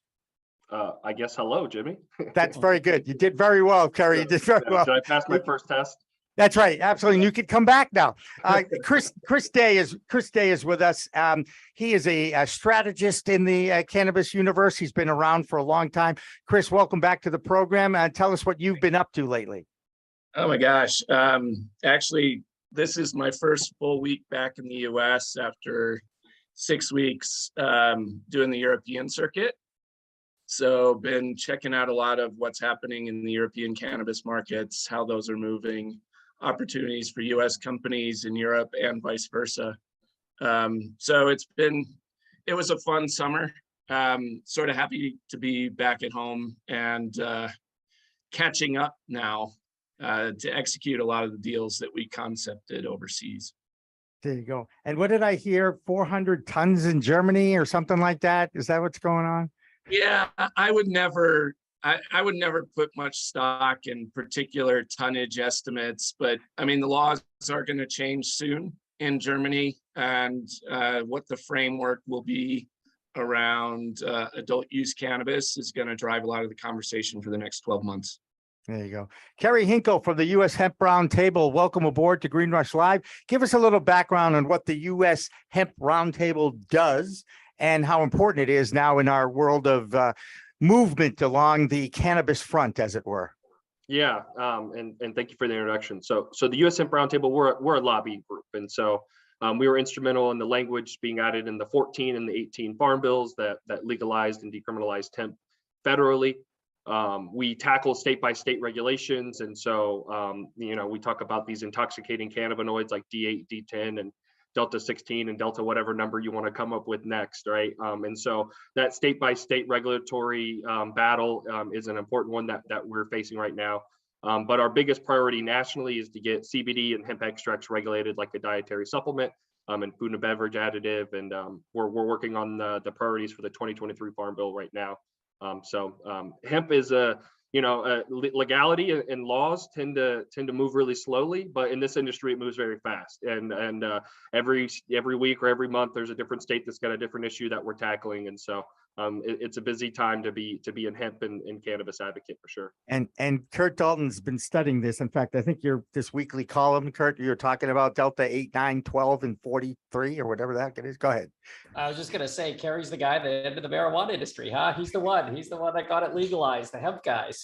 I wanted to ask you a question, and Jimmy set me up for it. 1 second. It was, yeah, if the, generally our belief, we've written some pretty good stuff about D8, D9. I'm a convert. Basically, the hemp guys in the Farm Bill, and maybe I'm right or wrong on this, nano emulsion in liquids made a huge difference for D8 and D9, and that you can shrink the molecule down. It goes directly into your bloodstream. We have a massively exponential high, much like the federally illegal marijuana plant. Number two was the way the law is written. It is 0.3% of net weight. I thought that was of dry hemp leaf. The amendments and the things I'm reading that were added for edibles and tinctures say it's 0.3% of net weight. Did liquids change the game because they're so much more heavier and dense, and now that liquid can have so much more Delta 8 or even 9 THC from the hemp side? Game changers in my book, but I'd like to hear your opinion. Yeah, and this work was done right prior to me joining the organization. But the way that it's always been interpreted to me and told to me is that we didn't know Delta 8 was a thing when we were writing the law. Delta 9 THC in 2017, we're writing the minute details of that farm bill is, and then early part 2018, Delta 9 was what we thought got you high. And when we're working on the Hill and lobbying these members of Congress, the Republicans that we got to sign on board didn't want people to get high at the time, right? And they probably still don't. And so the phrase, you know, hemp is rope, not dope, is a popular one that helped us get our priorities passed. And unintentionally, these loopholes have now come about. And you're seeing different states taking all these different actions and regulatory agencies coming in and wanting to ban it. Oregon and Colorado, the most recent ones that we're facing. And so our organization's position is that if it's intoxicating, it should go into adult use channels. If it's not, then it can be sold over counter retail, you know, your CBDs, your CBGs, et cetera. And so what is really interesting in what we're going to be facing now is how do you define intoxicating? And how do you put in statute and in laws programs that aren't going to inadvertently ban full spectrum hemp and CBD extract? Like there was a bill in Virginia this year that almost got through that the way it was written was trying to take these Delta 8s and 10s out of the market and regulate them like all their cannabis products. But it was written in a way that would have swept in full spectrum CBD.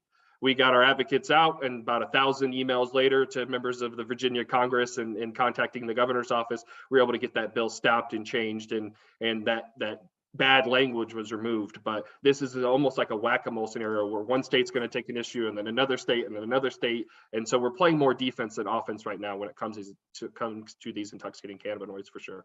So the states you mentioned that are banning this product seem to be heavily legalized cannabis states protecting their own industry under the disguise of we don't know what's in them because they're made in the lab and there's some agents that are used to make Delta 8 and we want to make sure they're safe.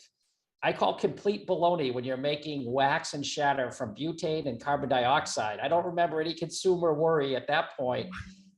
What are the agents when making Delta 8, and is it a legit concern, or is this just states protecting their tax piggy bank with the legal marijuana industry? He's smiling. So you depends on the person you talk to there, right? So, you know, I think of when we were working through those regulations in Colorado, the hemp advocates on the ground there were staunchly in favor of keeping Delta 8 legalized. And that's, you know, it's been a great cash cow for a lot of CBD businesses. And when I used to work in a CBD shop, right, when we got hit with COVID, Delta 8 saved our business. And so, you know, it is a complex issue when you talk about the e-commerce and the financial backing that these products have done for hemp. But I think the issue is who's getting access to it and where it's being made is a question, you know, and you can hear stories from, I'm in Kentucky. There was a story a month ago of a kid eating a bunch of Delta 8 edibles and getting really sick and having to go to the hospital. And so these bad stories are only going to harm, I think, our industry at large. Because then when we go on Capitol Hill and we want to get CBD regulated as a dietary supplement, so Pepsi and Coke and these large consumer brands can start getting into our business, right? Oh, wait, last time we worked with you guys, now we have all these intoxicating products out here and you kind of swept this thing under our nose, right?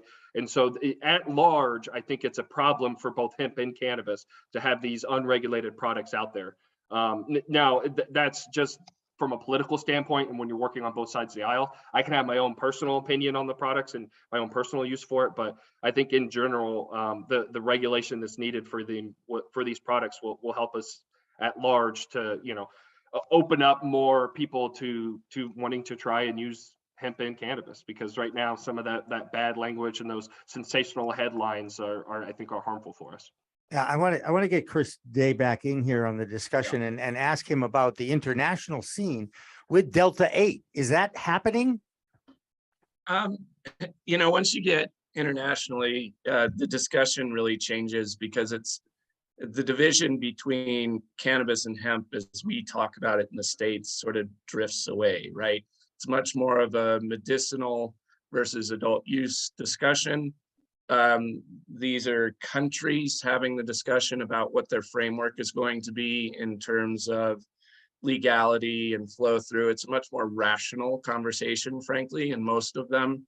And so, yeah, of course, you can find Delta 8, you can find lots of different products, some of them legal, some of them not. But it really is more about how do we structure a framework that makes products legal for our citizens And then how do we facilitate international commerce? Because that really is the global discussion, while the US continues to fall behind and continues to debate things that frankly at this point are irrelevant. Not this discussion, but whether or not it should be legal and all that is, it's long past due, as we all know. Yeah, you came back from Europe, Chris. What was the most surprising thing you learned about the European market when you were over there? Well, I was happy to see the increased enthusiasm. I've been over there a couple of times in the last 12 months. And the first time I was there, people were still pretty just down on the future. And I think it was getting over the pandemic. This last trip, business is humming. A lot of trade is happening. I had a chance to tour one of the largest cannabis grow facilities in Europe, in Denmark, and really looking at like how they're scaling up is a really good sign for not only Europe as a whole, but also the South American markets that are starting to export and supply them. Africa and Asia are starting to get in the game. So that was nice. And I was surprised to see as many people truly actually driving commerce as opposed to theory. Chris, I think we asked an earlier guest, and it's an article we wrote saying UN drug treaties, I guess, are useless now. He claimed that the removal on the drug treaty for medicinal side, pharmaceutical of cannabis, the shifting of that on that particular treaty opened up what you're talking about now in Europe. They have not done it on the rec side yet, but do you feel that was the green light for Europe to just absolutely explode when the UN kind of descheduled cannabis down on the medical side to go ahead, go for it type thing? Yeah, I think it opened the doorway for people to think through how to do that. Nobody is trying to go up against the UN, right? They're trying to figure out how do we comply with our treaties, but still acknowledge the realities of this market. Malta went first and did that. Germany will. I had the chance to hear a number of folks within the German government working on this, and it is going to happen. And that was certainly the piece that people needed to hear to make sure that they were looking for the loopholes as opposed to going, head to head. The future of hemp, Kerry, I definitely want to come back to you on this. We're sitting here talking about Delta 8, get you high, 0.03% THC in hemp, and maybe it's going up to 0.07%. Isn't the bigger market for hemp outside of the impact it's going to have on people's use of it? In other words, will we see it in buildings? Will we see it being used as a construction tool or as a clothing item? Isn't that the bigger curve, as they say in the investment world? Isn't there a bigger upside on that? Yeah, and anybody you talk with that is in hemp every day, like I am, pretty much all agrees with that's the future of hemp is textiles, and Hempatexture is a great company that's using hemp fiber to make building materials.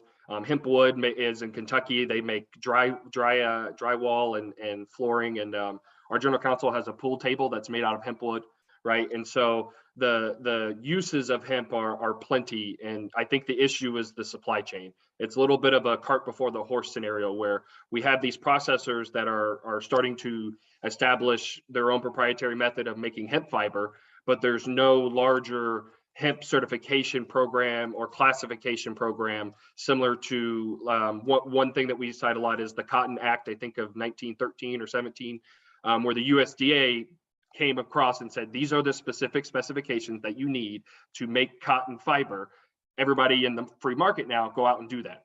And so that's not there for hemp yet. And so one processor or one fiber manufacturer may have a different end use than another one.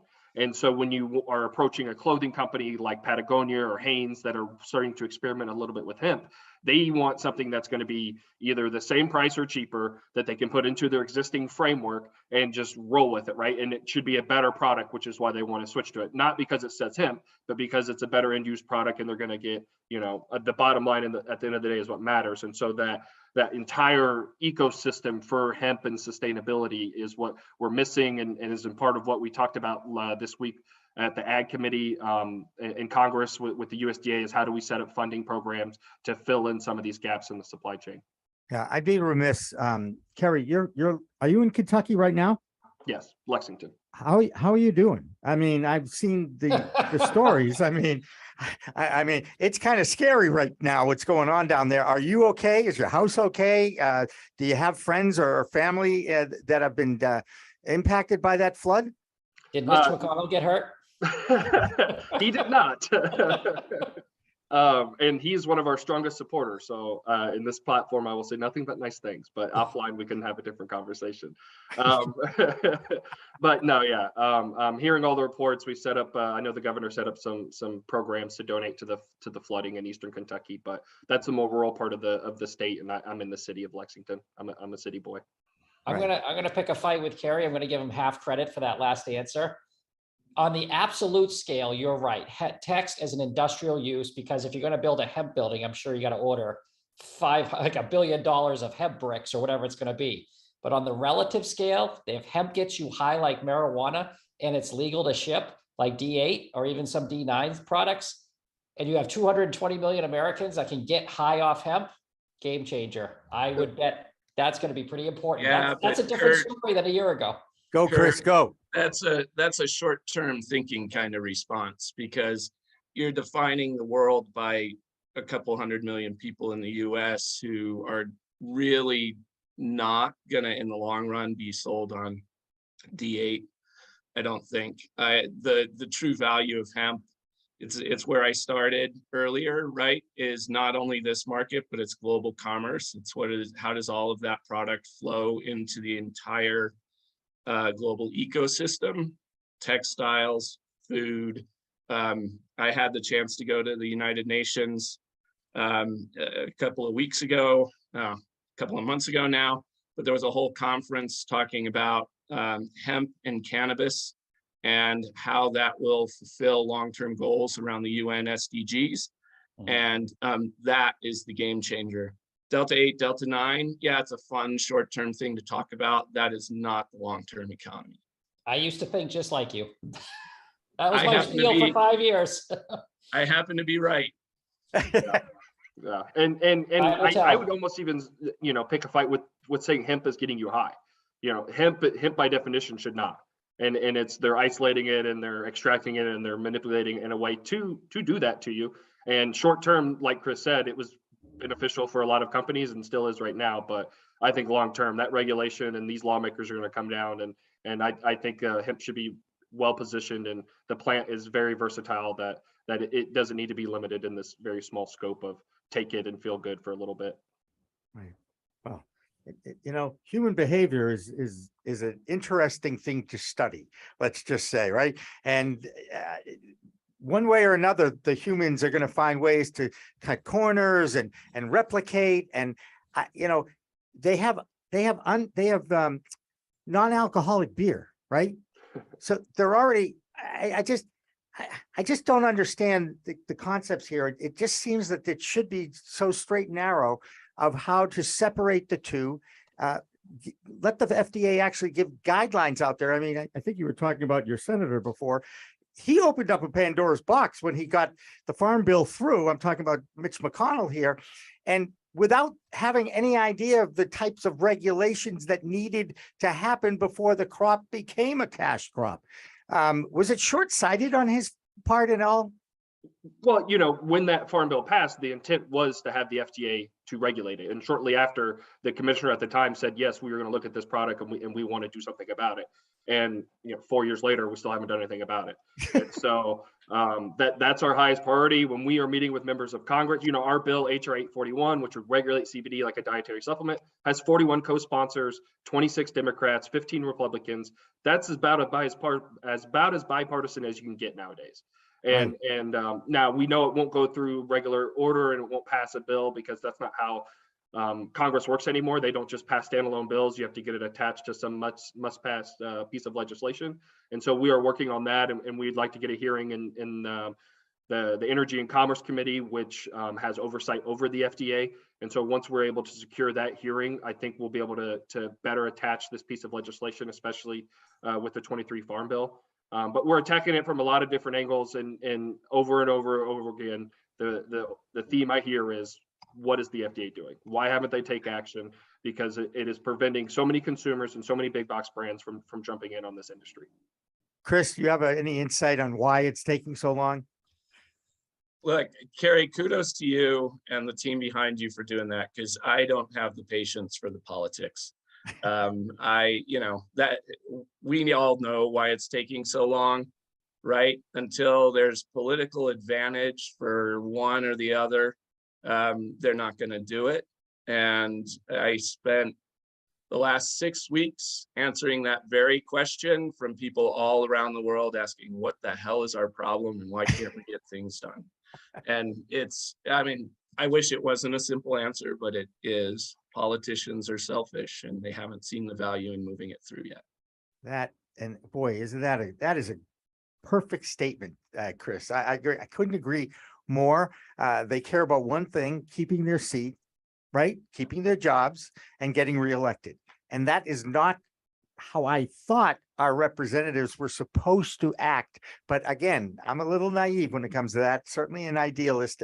And those days are over. We're really driven by that almighty dollar, and everybody wants a piece of this plant. And it has to turn into some kind of a tax structure, some kind of a regulation and a regulatory board. And anybody here, we got 4 of us, anybody confident that the US government's going to get it right? Kurt? No. Nope. Kerry? That's why lawyers make a lot of money. And by the way, when people ask me for the best investment in the cannabis space, I go, a good law firm, because they're going to win on either side, right? They're going to write the laws, and they're going to challenge the laws. And, that's really where it goes. Chris, any confidence at all that our political system will finally get this right? I guarantee you 100% they will not. But all I would ask is that they get something so that we can start to refine it, right? Because every day that we delay, the United States as a country is losing opportunity because the rest of the world is moving forward. Right. And we're going into a time when the United States needs to figure out a way to put money back into the economy besides raising interest rates, which, they hadn't done this much in 30 years. So somebody has to have some kind of a plan on this Chris, I understand that that's how you feel. I really hope that somehow, some way they get it right. And yes, I don't have any confidence in that. But Jimmy, what I'm saying is I don't care if they get it a little wrong. I just want them to get something on the table. Because once it's through, that's then something at least that we can work with. And your statement that people will find a way. If you get something to work with, people will find a way, just as they're finding a way now with the lack of a construct.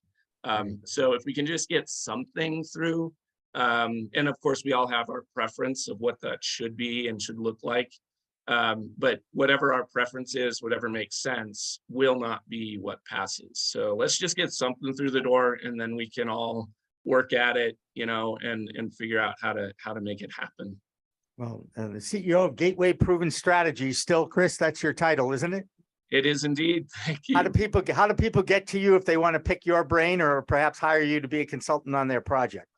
Yeah, I'm easy to find. Google Gateway Proven Strategies. I'll pop up. I'm on LinkedIn, Twitter, Instagram, all that stuff. So, yeah. Twitter and Instagram. Sorry. Yeah, I'm too old for that. You know what? I've got ADHD. I don't need another distraction in my life. Kerry Hinkle, how do people get involved with the U.S. Hemp Roundtable, and if they want to, give their 2 cents to you, sir? Yeah, hempsupporter.com. We got a free email, and anytime there's a state issue that pops up, there's a great state action center. You click the thing, it auto fills all your information. You can contact your member of Congress and say, hey, I want this piece of legislation to pass, or I don't want it. So there's no better way to stay informed on all things hemp policy than hempsupporter.com. There you go. All right. Well, thank you both for showing up. Kerry, you get the prize. I don't know if anybody's going to top, finding out about being on this show and showing up within the hour. So I really appreciate that. Thank you. And thank Alyssa too, who I think coordinated this for you guys. Kurt, you're going to stick around for the last half hour. Half of it's going to be on tape, so it won't be long. Is that okay? All right, we're going to be back with our final half hour of Green Rush Live. Don't go away. We're going to play the entire David Ortiz news conference in Boston and his talk about how cannabis has helped his life. Don't go away. We've got more of Green Rush Live after this. This edition of Green Rush Live is supported by Canna Business Resources, helping you grow with Canna Business funding. Check them out at cannabusinessresources.com. You would think that it is. However, there's quite a bit of debate right now in the accounting industry when it relates to cannabis with this exact question. I'm part of a few different networking groups that are solely accountants for cannabis companies. And there's been quite a bit of back and forth in those communities and discussion regarding whether 280E, if it went away, if the administration legalized cannabis or took it off of Schedule 1, what would happen? And it could go either way right now. The debate is it can make the accountant's life much easier. That's what a lot of the inexperienced accountants are saying right now, it seems, whereas the accountants that have been in this industry for a while and have gone through the same thing that happened with hemp a few years ago are saying that it will make lives more difficult, because when hemp became declassified a while back, the accounting became more complicated.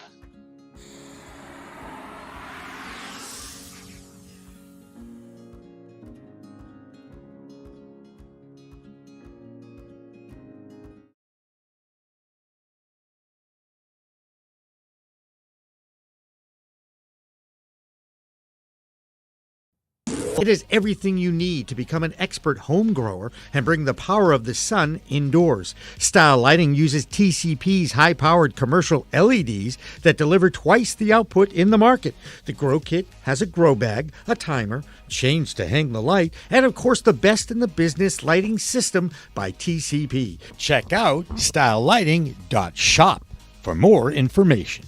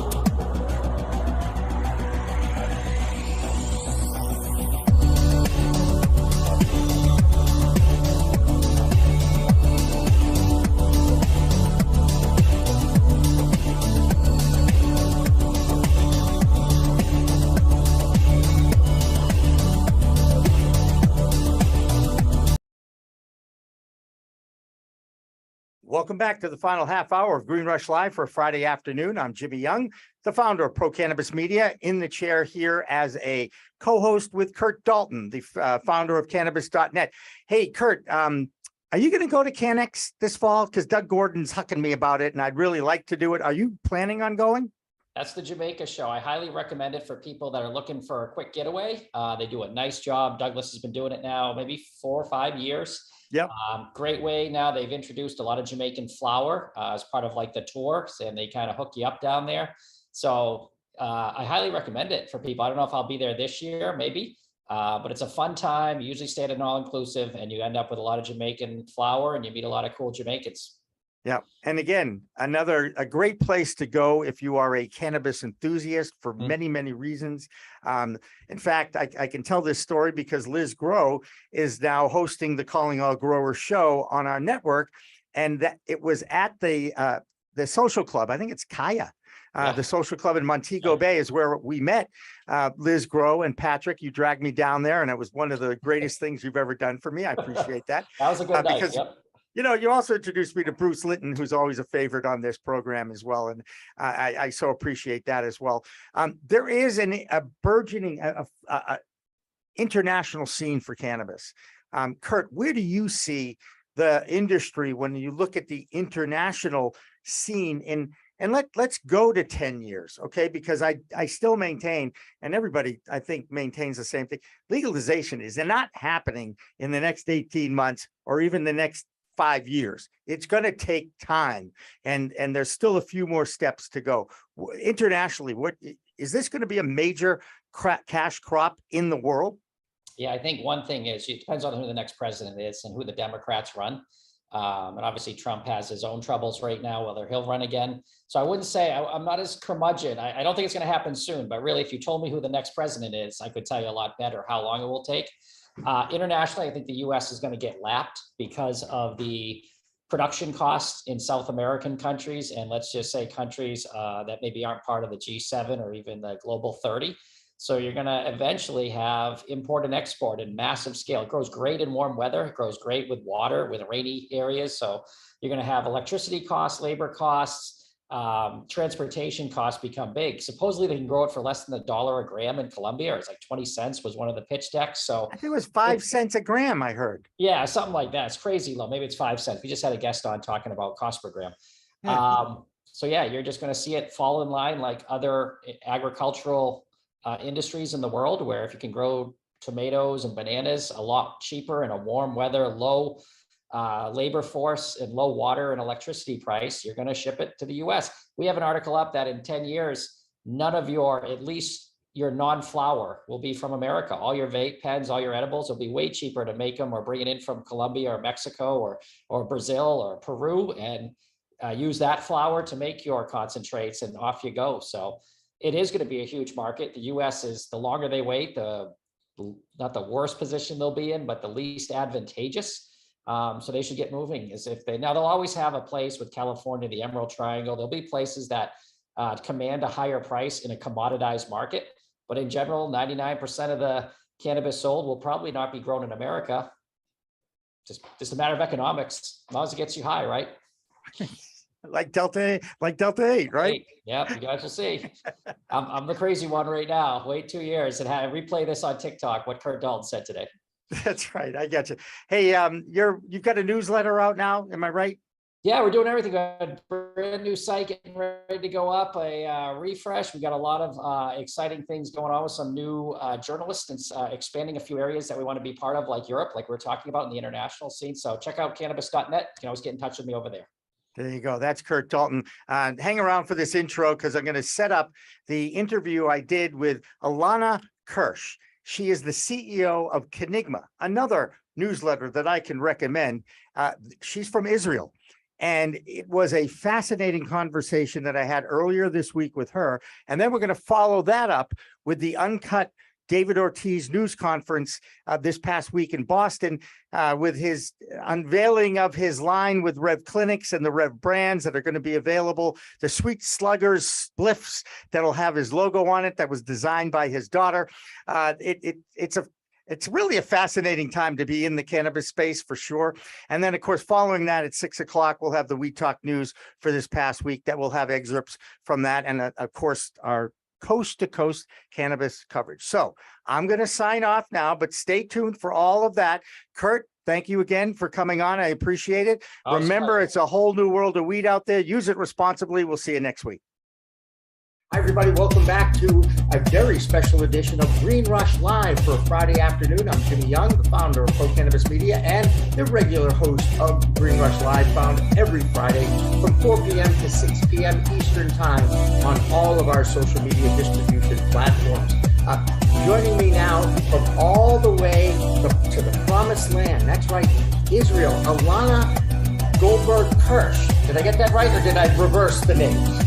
You reversed it, but it's fine. We got them all in there. There you go. Fair enough. Alana, thank you so much for joining us. You're one of the principals at the Enigma, which is a newsletter that I've been following and subscribing to for as long as I've noticed that cannabis is actually newsworthy. Tell us a little bit about the Enigma, how it works. Yeah, definitely. So the Enigma is actually a lot more than a newsletter, but I'm happy to hear that you're enjoying the newsletter. The Enigma is basically a go-to source for any question about cannabis, be it practical or theoretical.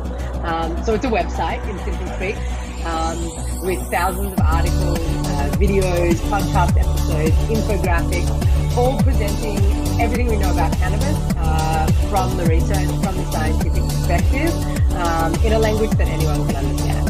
And really, that's our mission, is just to be able to, get whoever needs this information, get it in front of them so that they can, make better choices about their bodies, about their kind of cannabis journey, and get on with their days.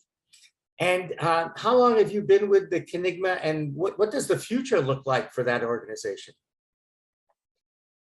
Everybody, welcome back to a very special edition of Green Rush Live for Friday afternoon. I'm Jimmy Young, the founder of Pro Cannabis Media and the regular host of Green Rush Live, found every Friday from 4 p.m. to 6 p.m. Eastern Time on all of our social media distribution platforms.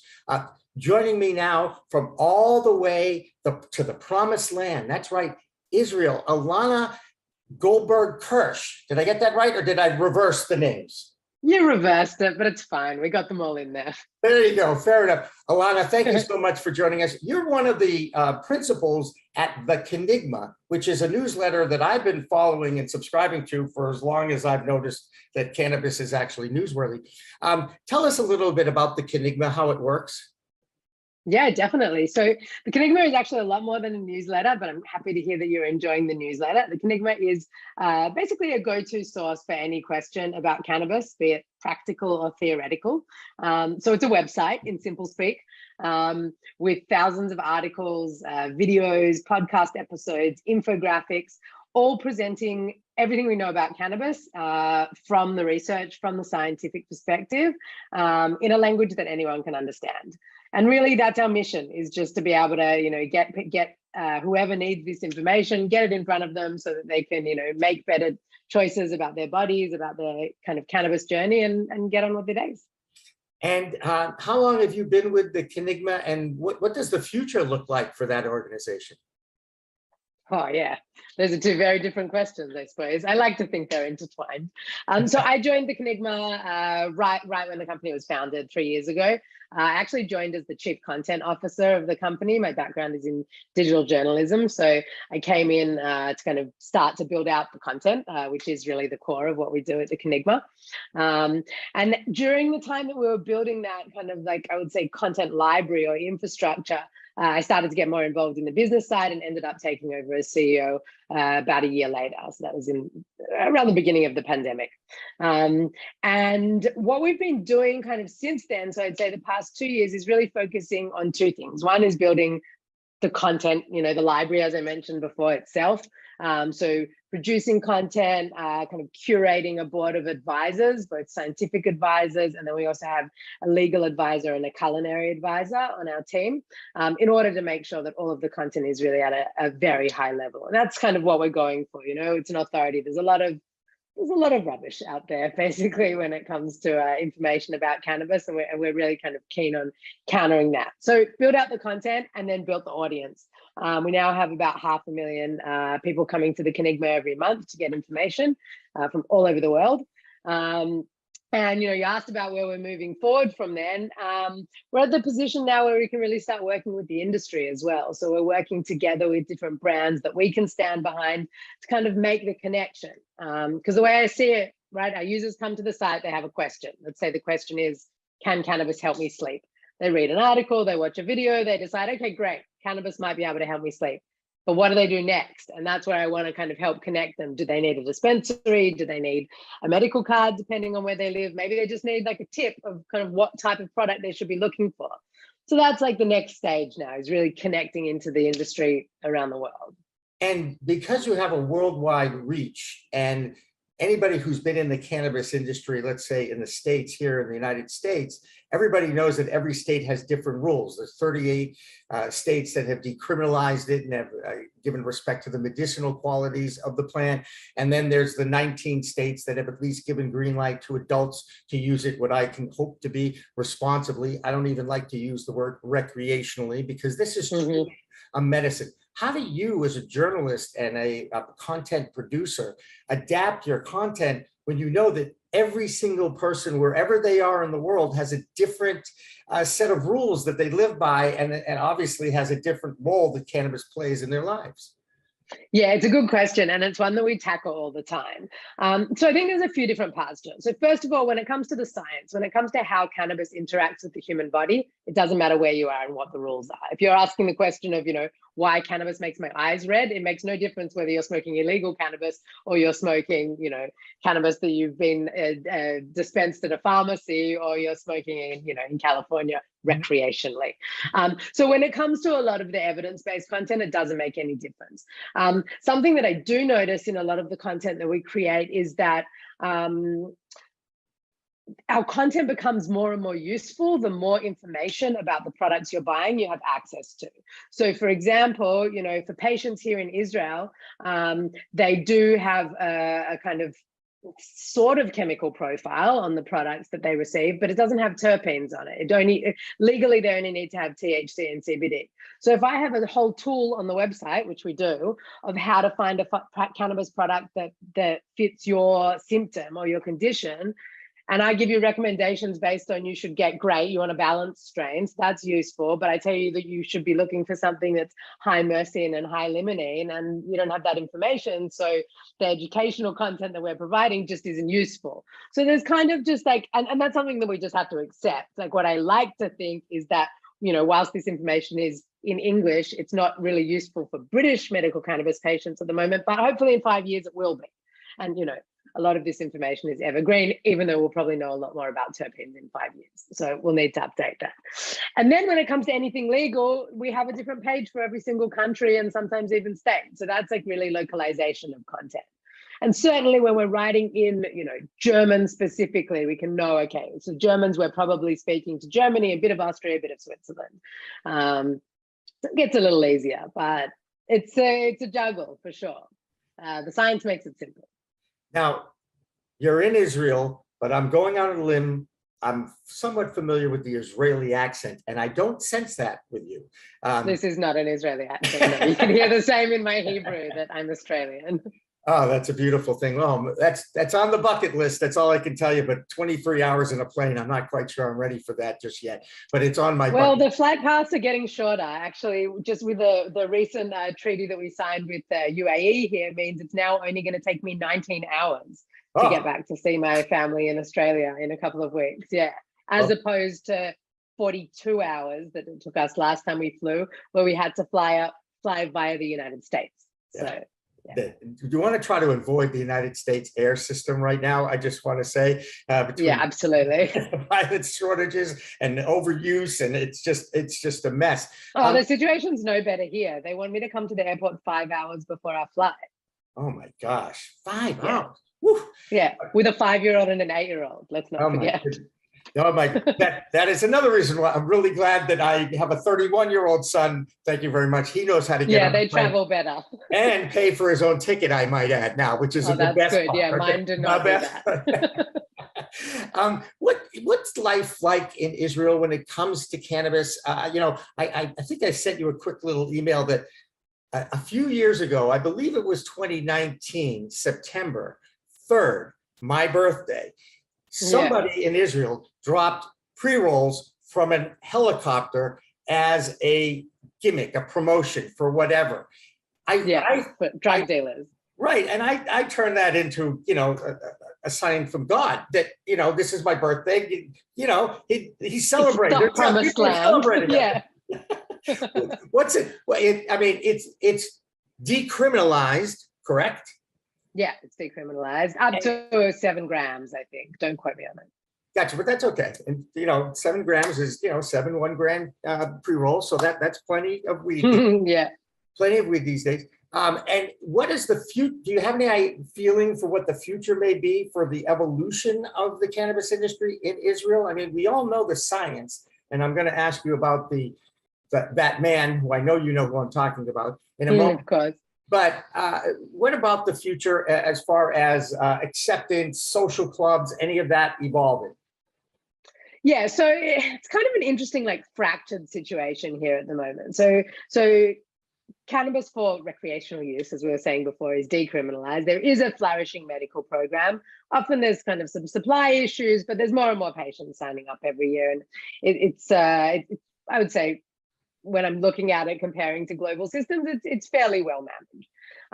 And the acceptance of cannabis as a medicine is very high in Israel. And I think a lot of that is kind of due to Meshulam and his legacy and the amount of research that we do here. It's very well publicized. So if you walk down the street in Tel Aviv these days, and not just on a day that drones are dropping pre-rolls on the streets, you would be forgiven for thinking that cannabis was legal. It's a very cannabis-friendly city, Tel Aviv. Right. Easy there. Uh-oh. She knows how to use her mute button, which is very respectful, I might say, in a Zoom call. Yeah, it's for COVID reasons. It's like, instead of coughing like this, you just mute when you're coughing. That's a good move, actually. We used to, in the studios, we used to have a cough button, actually. In the top, right. We could just It's the original mute button, I guess. That's right. That's right, exactly. Yeah, anyway, sorry, I didn't want to. No. You mentioned Meshulam, okay? How is he revered? How is he perceived in Israel? Because around the world, I mean, I hear people thinking he should be nominated for the Nobel Peace Prize based on his scientific research in the 60s. Yeah, I hope I'm not going to cough in your ear again now. I think he's pretty well known. Like, how sometimes you get your like cannabis industry blinders on. Like, everyone I speak to in Israel, anything to do with my work, they know Meshulam for sure. There was a film made about him. I think there's like a bit of, Israeli startup nation type pride about having someone leading the way. Gotcha. Well, look at that. I feel so bad that she's having a coughing fit. I have this effect on people sometimes that, they don't want to hear me talk anymore. So they just start coughing. They hit the mute button, which I get, which is my signal to what they used to call in TV, fill, Jimmy. Fill, stretch, exactly. Stretch. It's the weed. It's not you. It's the weed. It's okay. It's okay. I'm comfortable with that too. Now, it's really, I got a quick personal story about Raphael Meshulam, real quick. 2 people that I'm friendly with, Marion McNabb, Dr. Marion McNabb, who heads up a research foundation group in Massachusetts, and Jessie Lynn Dolan, a registered nurse from Vermont, who's involved with the Vermont cannabis movement up there, as well as all the curriculum that's being built in that state. Both got a trip to Israel to meet him, and then he got sick. So they missed. Yeah, because I met them when they were in Israel for Cannex, right? Wait, hang on a second. You know Marion and Jessie Lynn? Yeah. That's right. Oh my God, that's so funny. It's a small space. And Marion and I go back to the very beginning in 2018, and we've maintained our friendship over the last 4 years. And Jessie Lynn and I have become close. And Jessie Lynn is our Vermont correspondent for our weekly We Talk News show, which is kind of how we connected. However, we'll talk more about that off air. Yeah, for sure. Jessie Lynn's doing some really interesting work on lactation in cannabis. Right. Oh no. Right. And they won't even publish it in the United States. Of course not. What a travesty. And by the way, the banking, those kinds of things, the stigma that still exists on a daily basis drives me nuts. Okay, and I'm not gonna get on my horse and start talking about that. But I do, because I do sense that we're up against it. Plus, I don't want to push your voice much longer. I do want you to tell me how people can find out about your work and how can they sign up for the Kenigma newsletter, which I've been enjoying, for a long time now. Well, I'm really glad you like it, first of all. I think we're pretty easy to find. www.kenigma.com. That's the website.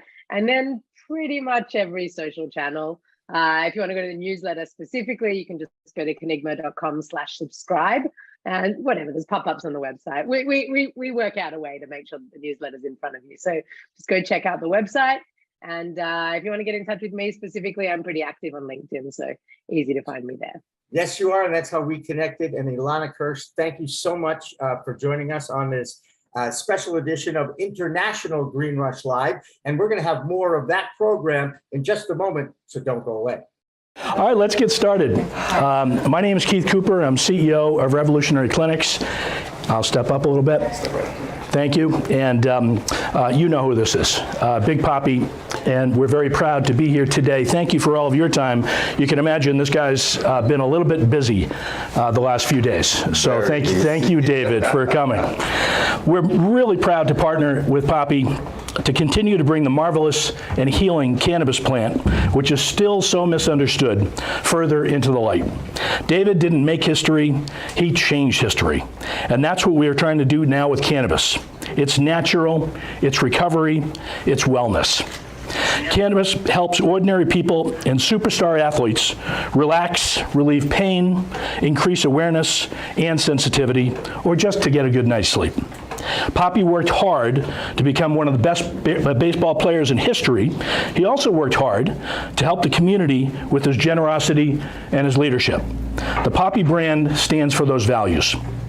Working to be your best, being clutch when it matters, standing up for what's good and what's right, enjoying life, and caring for each other. We at Rev stand by those values as well. We hope that everyone in Massachusetts and soon everyone in the country will enjoy the Papi curated cannabis products that we produce together. So Papi, thank you so much for being here. Psyched to be in partnership with you. Thank you very much. You know, as you guys know, welcome. Good afternoon, everybody. Happy to be part of Rev. It's a company that we've been working on this for a while. They know my history behind this, and I'm here to share with all of you guys, you know, and happy to be part of this. I mean, I'm a huge believer of medical cannabis and the power of, you know, healing and all the stuff that comes along with. You know, as you guys know, I retired like 6 years ago, and man, cannabis has been amazing for me, for my pain release, my stress.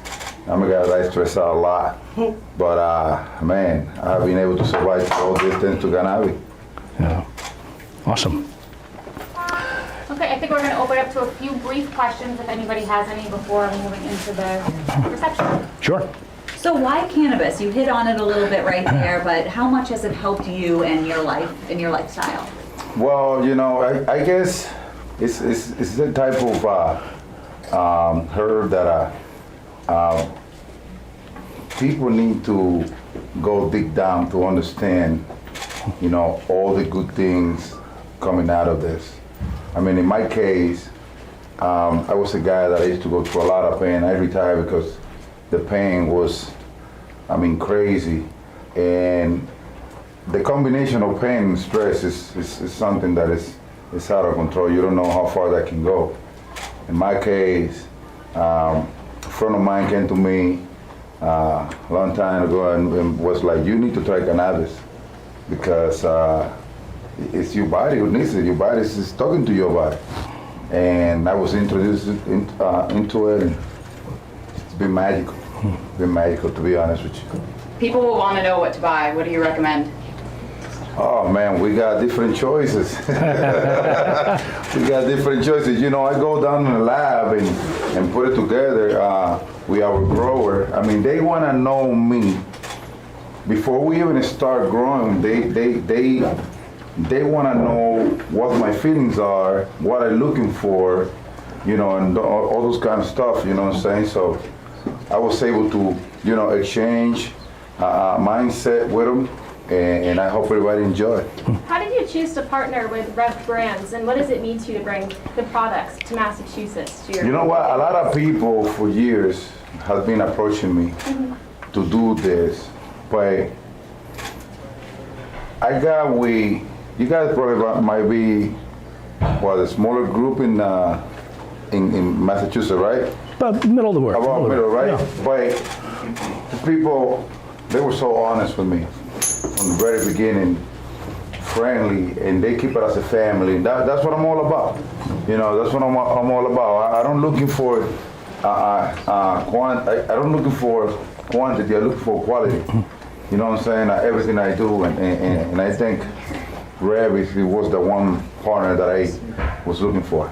Did your career in baseball have any influence on your decision to start a cannabis line? Not my career, my pain, I would say, and my stress, you know what I'm saying? I mean, my career had nothing to do with it, but with the pain, because I played for so long, and my body was weak, man. My body was like, I don't know if you guys remember that I used to have contrast still before I retired, and I decided not to play. It wasn't because I don't want it, because I don't feel like I was gonna be able to go the way people always expect me to go, you know what I'm saying? So I'm very loyal to my fans, to everybody, and that's why I decided not to continue playing. But are you high right now? Do you wake and bake? What's your how do you get high? What do you like? It all depends, It all depends how I feel. It all depends the moment, what I'm doing or whatever, you know what I'm saying? But my focus, the way that I, deal with people, my kids, everybody, it's different. It's more chill because I'm always on the run. I'm always rushing out. I'm always, athletes. You know how we are. That never goes away, it seems like. But when I go down the flower or when I use edibles, it's back to what I like to be, Such an advocate. Last question. Everybody has an edible story. You know what I'm saying? Sorry, David. You know what I'm talking about. David, did cannabis extend your career? Did it make you play longer? So what? Did cannabis help you play longer than you would have? Did it extend your career? Well, it will help with the pain. I don't know if it would have extended my career, but it helped with the pain. It helped to relax, at least after you go through the whole training thing, you know what I'm saying?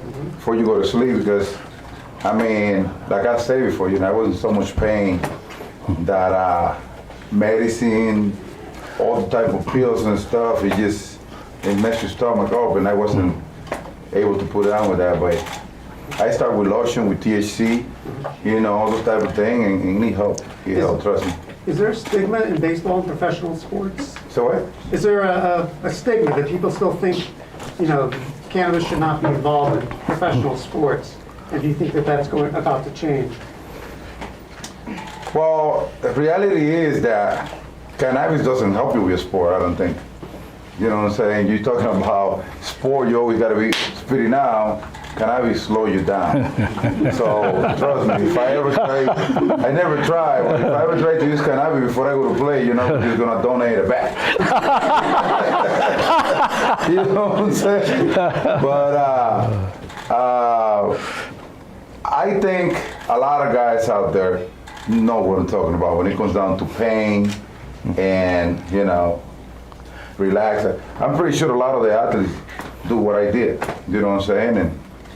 And it's normal. Okay, thank you guys so much. Thanks for Let's go. All right. Very nice. Coming up on We Talk News this week. Are you high right now? Do you wake and bake? What's your how do you get high? What do you like? It was a big week for Baseball Hall of Famer David Ortiz, who joins Rev Brands with a celebrity line of pre-rolls. Plus, trouble for weed maps? The Giant Weed technology and online locator for dispensaries promotes illegal stores on their site for the second time. And the U.S. House of Representatives clears the way for cannabis advertisements on commercial TV and radio. But what will the Senate do? Don't expect much. And the U.S. proposes a 2-for-1 trade to Russia. Brittany Griner and Paul Whelan for the Merchant of Death, a convicted Russian arms dealer, Victor Bout. All that and the latest dispensary to open in Massachusetts on We Talk News next. Cannabis Media original content is supported by Revolutionary Clinics, Massachusetts #1 medical dispensary where the patient comes first, And by Accounting Buds, CPA services for the cannabis industry. And by stylighting.shop. Log on today to get your grow kit. We are Pro Cannabis Media.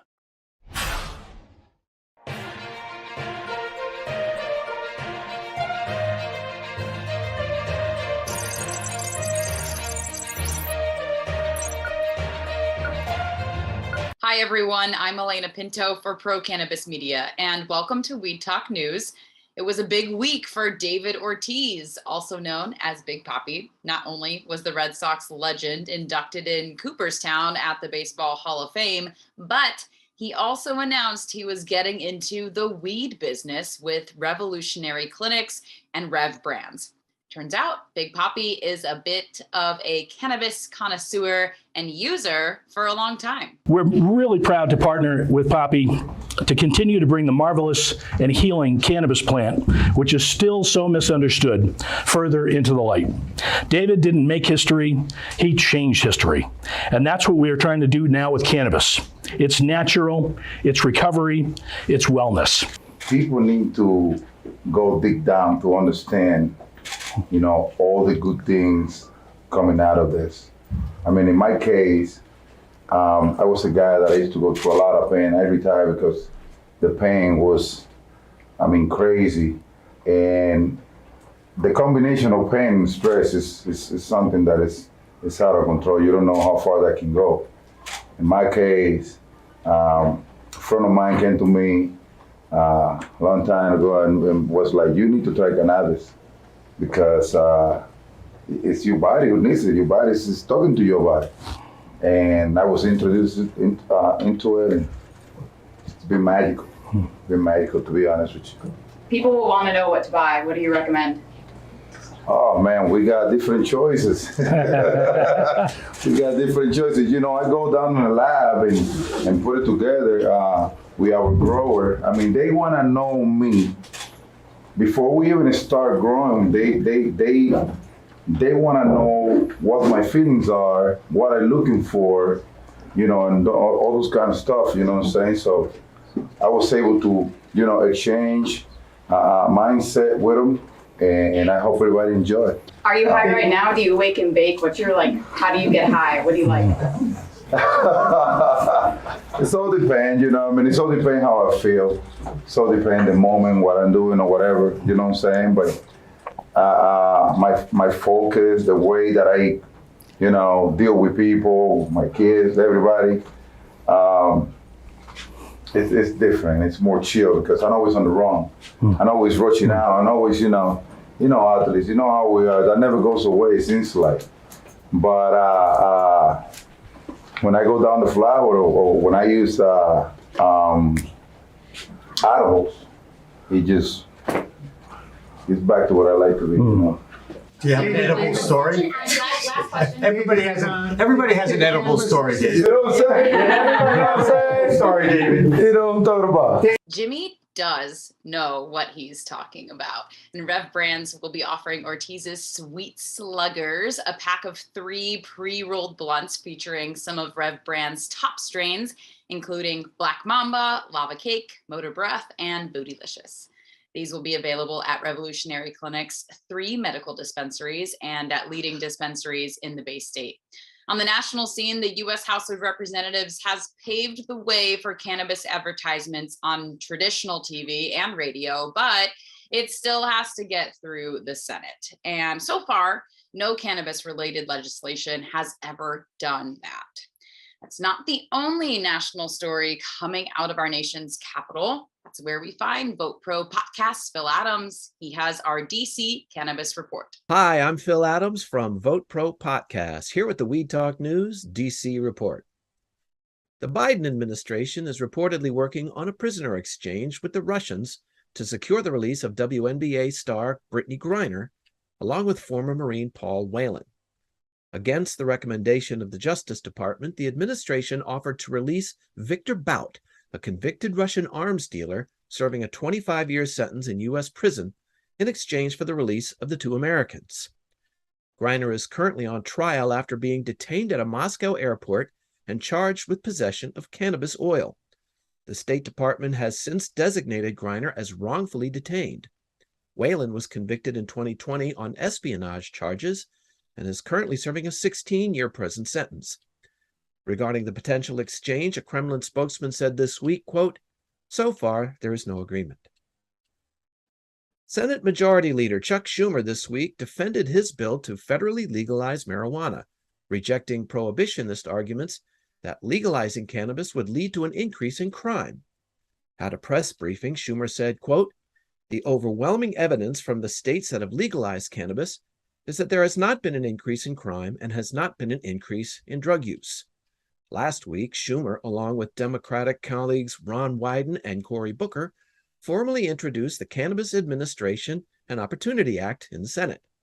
Despite Schumer's assurances, however, the prevailing expectation among lawmakers and advocates is that the CAOA will probably not be enacted this year, since most GOP senators, as well as some Democrats, will likely oppose the bill. A bipartisan cannabis research bill was passed in the House this week.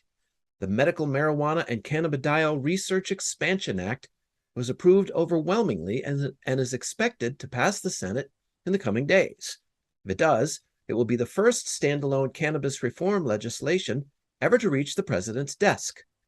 The bill would streamline the process for researchers to study cannabis, which has been made difficult by its classification as a Schedule I drug. In addition, the legislation would encourage the Food and Drug Administration to develop cannabis-derived medicines. Legislation sponsored by Democrat Earl Blumenauer and Republican Andy Harris was approved by a vote of 325 to 95. That's this week's Weed Talk news from around the Beltway. I'm Phil Adams from Vote Pro Podcast. Weed Maps is now called WM Technologies, but they are still one of the top online locators to find weed in the US. But for the second time in 4 years, a state and federal complaint has been filed for advertising illegal legacy products on their website. MJ Biz Daily first reported this story, and Weed Maps has not responded since they have not seen the complaints yet.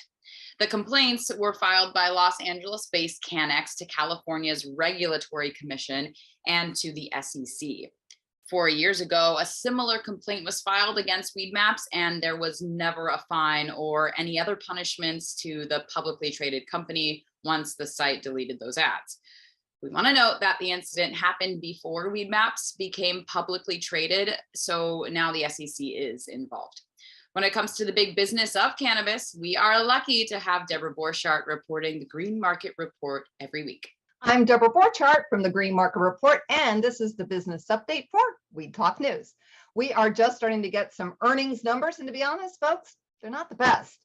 First up, Tilray. While the big Canadian company reported $153 million in sales for the fourth quarter, that was only a little better than the third quarter sales of $152 million. So not much growth happening there. And then the company also handed in a whopping net loss of $457 million.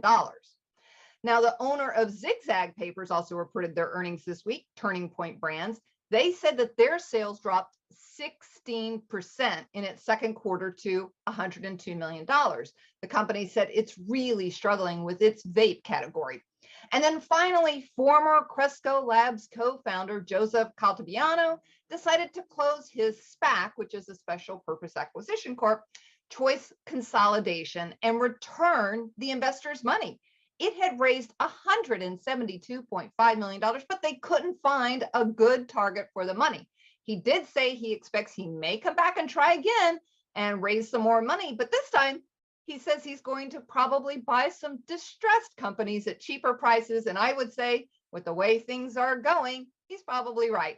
And this has been your business update from the Green Market Report. One state in the South that has always resisted cannabis reform is Kentucky. And now their governor, Andy Beshear, sees an opportunity to introduce legislation that would establish a medical cannabis program for his state. According to the governor, 90% of adults in that state support a medical cannabis program. One who does not, however, is the state majority leader in their Senate. Republican Damon Thayer has blocked these reforms since 2016. So no such issues, though, in Michigan. That state has other issues, though. One person who has been around that scene for years is the Michigan Normal's executive director, Rick Thompson, and here he is. Hello again. This is the Michigan Report with Rick Thompson on Weed Talk News. Let's begin. The 3 citizens in Arkansas are suing 4 companies in federal court, asserting that the 4 are conspiring to inflate THC numbers in order to increase marketability of their product. The 4 companies include Steep Hill Labs and 3 cultivators. The lawsuit accuses the group of a RICO conspiracy, stating the lab has been, and this is a quote, overrepresenting the amount of THC in flower to the detriment of the plaintiff and class, so that Steep Hill, the cultivators, and the dispensaries can make more money, end quote. And that was taken directly from the lawsuit. The 3 people are all medical marijuana patients, and they believe the deceptive claims put them at risk. And in a RICO suit, any financial award made by the court is tripled. So the consequence of losing this case could be a very stiff penalty indeed to those 4 companies. Now, there's clearly a Michigan parallel here with the Viridis lab scandal raging. Now, until a federal judge makes a ruling on this RICO charge against Steep Hill and the others, it's unclear if a similar action in Michigan would yield any results at all. The Cannabis Regulatory Agency has awarded this year's $20 million in research grants empowered by the taxation of cannabis sales in Michigan. The winners were Wayne State University and the University of Michigan. Wayne State received full funding for 2 of their research projects, and the university received about 75% of the amount they had requested. A total of 5 entities submitted proposals by the April 1st deadline.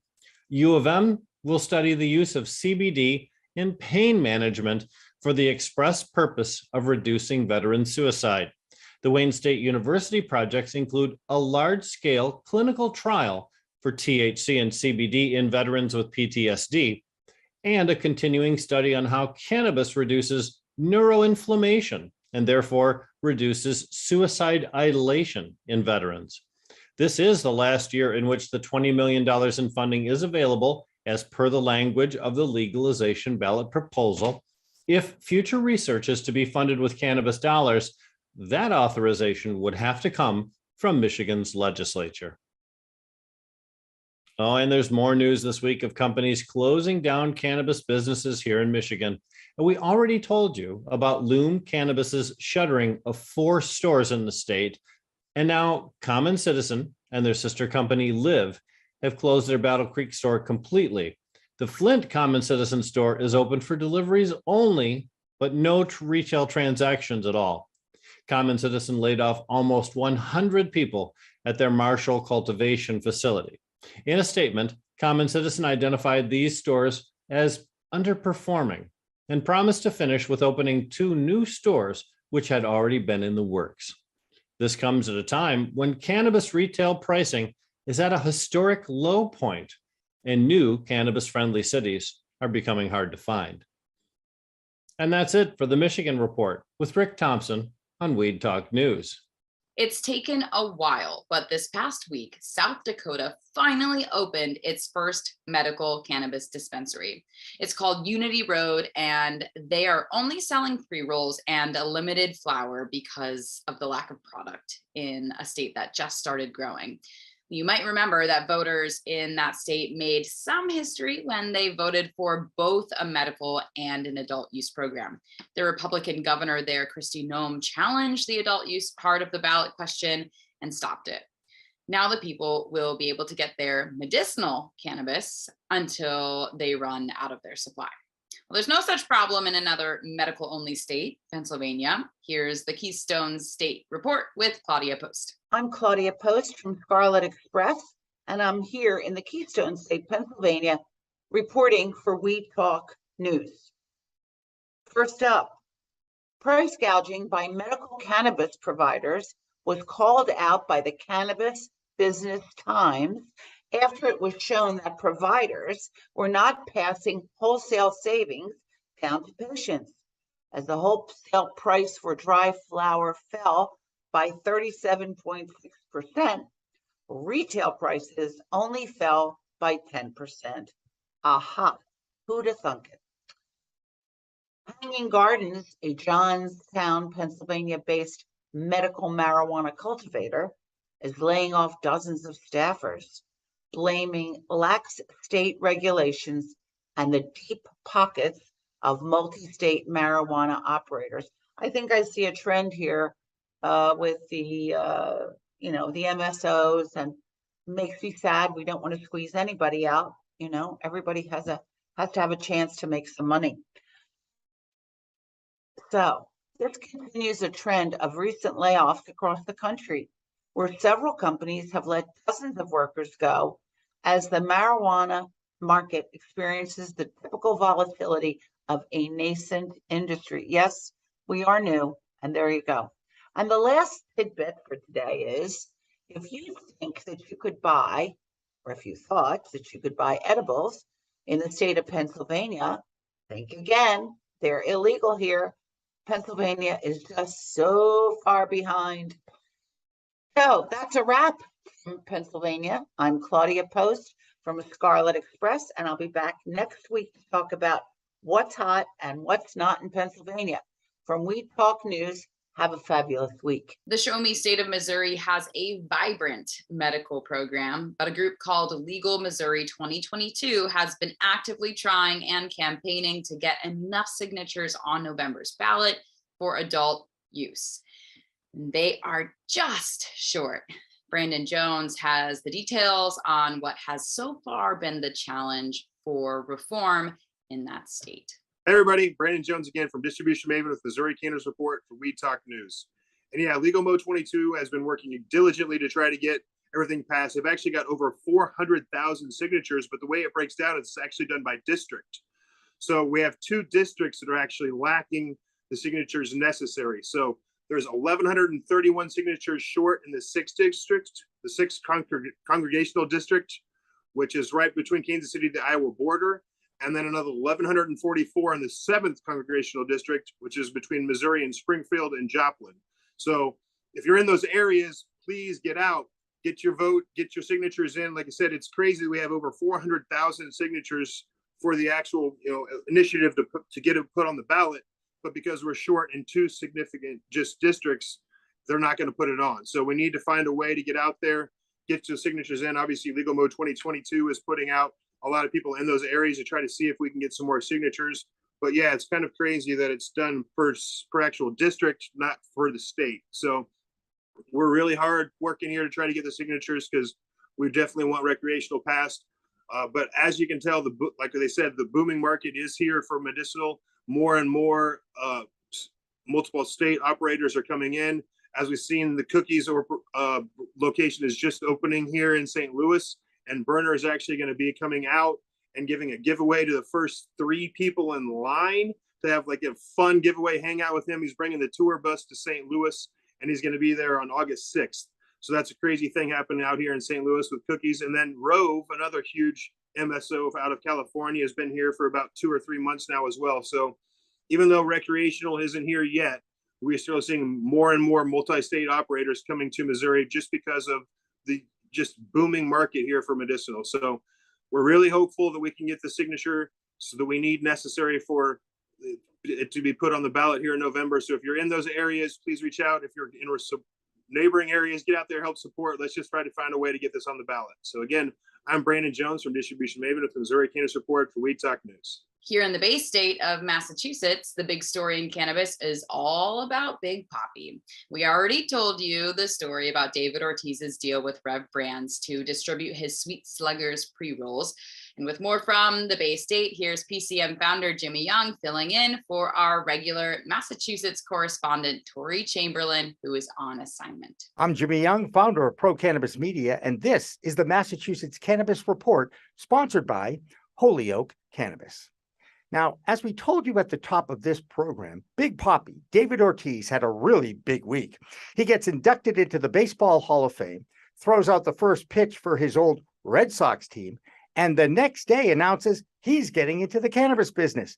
The deal David signed is with Revolutionary Clinics, a medical dispensary with 3 locations around Boston, and also with Rev Brands Wholesale.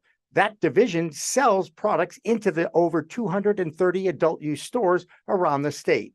Now, you can find some of Rev's best flower in Ortiz's 3-pack of pre-roll blunts that he calls Sweet Sluggers. Everyone who has gone through the rigorous process of applying for an adult use retail license in this state knows obtaining the host community agreement is the first big step in gaining licensure. The Stone's Throw Group, led by attorney Blake Mensing and financial consultant David Rabinovitz, gained their HCA from the city of Boston this week. The key to this unanimous approval by the Boston Council was the fact that this dispensary will be totally operated entirely by social equity applicants who came out of workshop training with David and with Blake. The dispensary will be open across the street from South Station in Boston at 727 Atlantic Ave. Another issue when you open a dispensary in Massachusetts or other states is that many towns and cities put cannabis businesses way out in an industrial park. Well, that's the situation in Attleboro. It's a battle of 2 dispensaries in Attleboro as Zahara opened right down the street from Nova Farms. And sure enough, they put you across the street from another dispensary. Is there a spirit of collaboration or competition going on? That's a really good question. Right now, it feels like a little bit of competition from one side.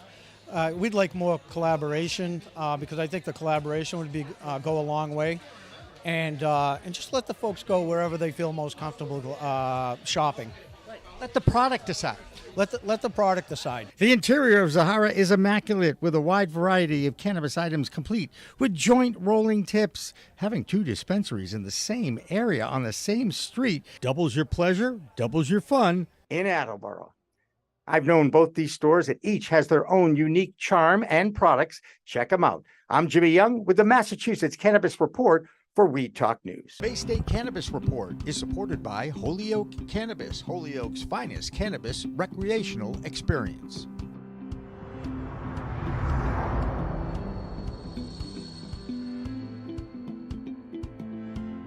We have 2 new members to the Weed Talk News team, both with international roots. Danny Oberman is from Israel, and that country has always been on the forefront for research and development. And now they are entering the export market as Europe continues to accept the plant medicine. So here is Danny Oberman's first report from the Golan Heights in Israel. Hi, this is Danny Oberman from B2B Khan, reporting to you for Weed Talk News. We're here in Israel, overlooking the Sea of Galilee in the Golan Heights, and I'm here with a family doing some glamping. Last week, the Israeli Ministry of Health reported on the amount of cannabis being imported to Israel. And Israel has about 115,000 licensed cannabis users. We only have medicinal cannabis here. And over 17 tons of cannabis were imported primarily from Canada into Israel in the first 6 months of 2022. The second largest company supplying Israel is Portugal. The Israeli cannabis growers, and there are about 50 of them, licensed growers, are in a total panic because the product coming in is of excellent quality and very competitive with pricing. Why is this important for the American cannabis producer to know? This is what could be a similar scenario to what happens when cannabis is federally legalized in the United States. I'm getting calls from growers around the world asking if they can ship their product to Israel.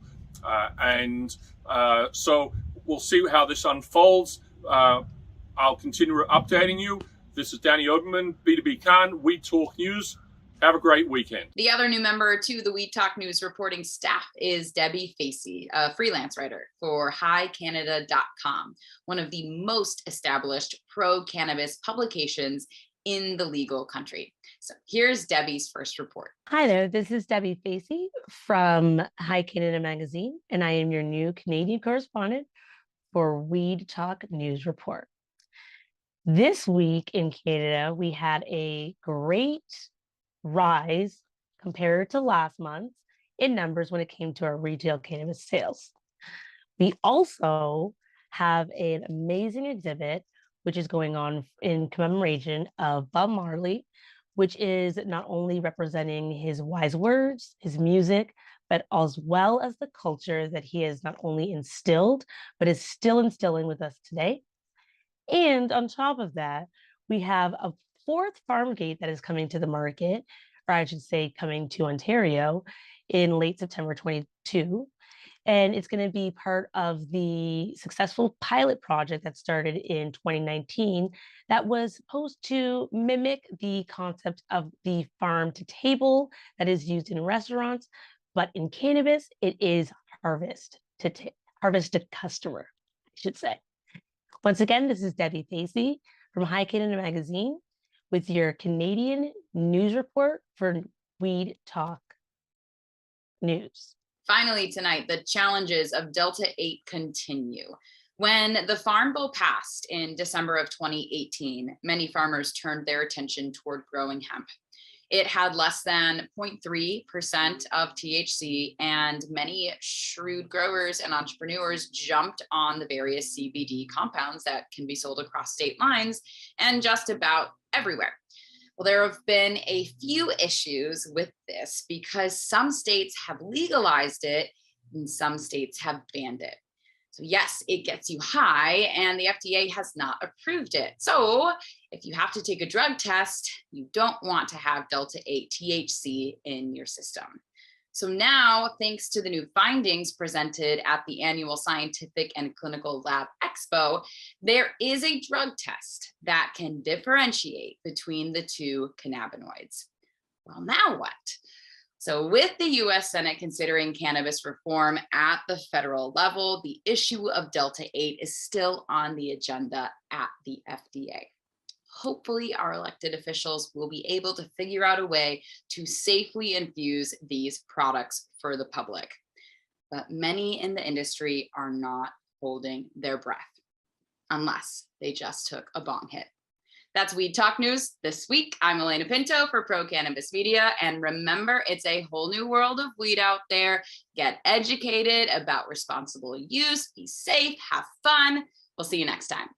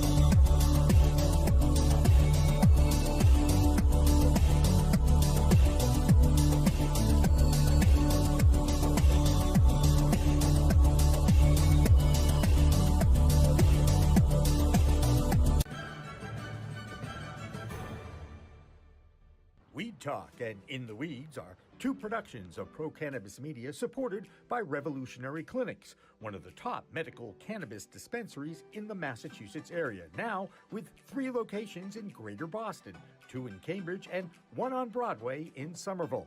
Rev Clinics has a patient-first mission. They will customize your needs as a medical patient with the proper titration and combination of strains, flavors, and products. Rev Clinics, where the patient comes first.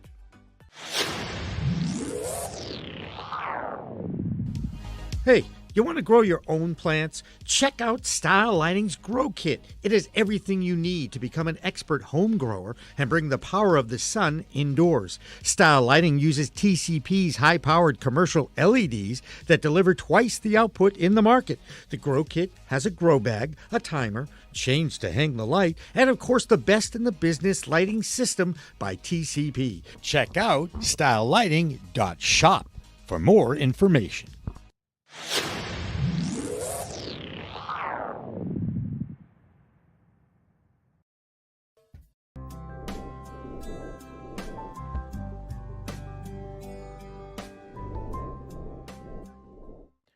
Cannabis Media programming is available live and on demand on our Facebook page at Pro Canna Media, on Instagram at Pro Cannabis Media, on LinkedIn also at Pro Cannabis Media, on YouTube and YouTube Live on Pro Cannabis Media, Twitter at Pro Canna Media, and on twitch.tv/Pro Cannabis Media. So like, share, and subscribe to all of our content, newsletters, and shows live or on demand.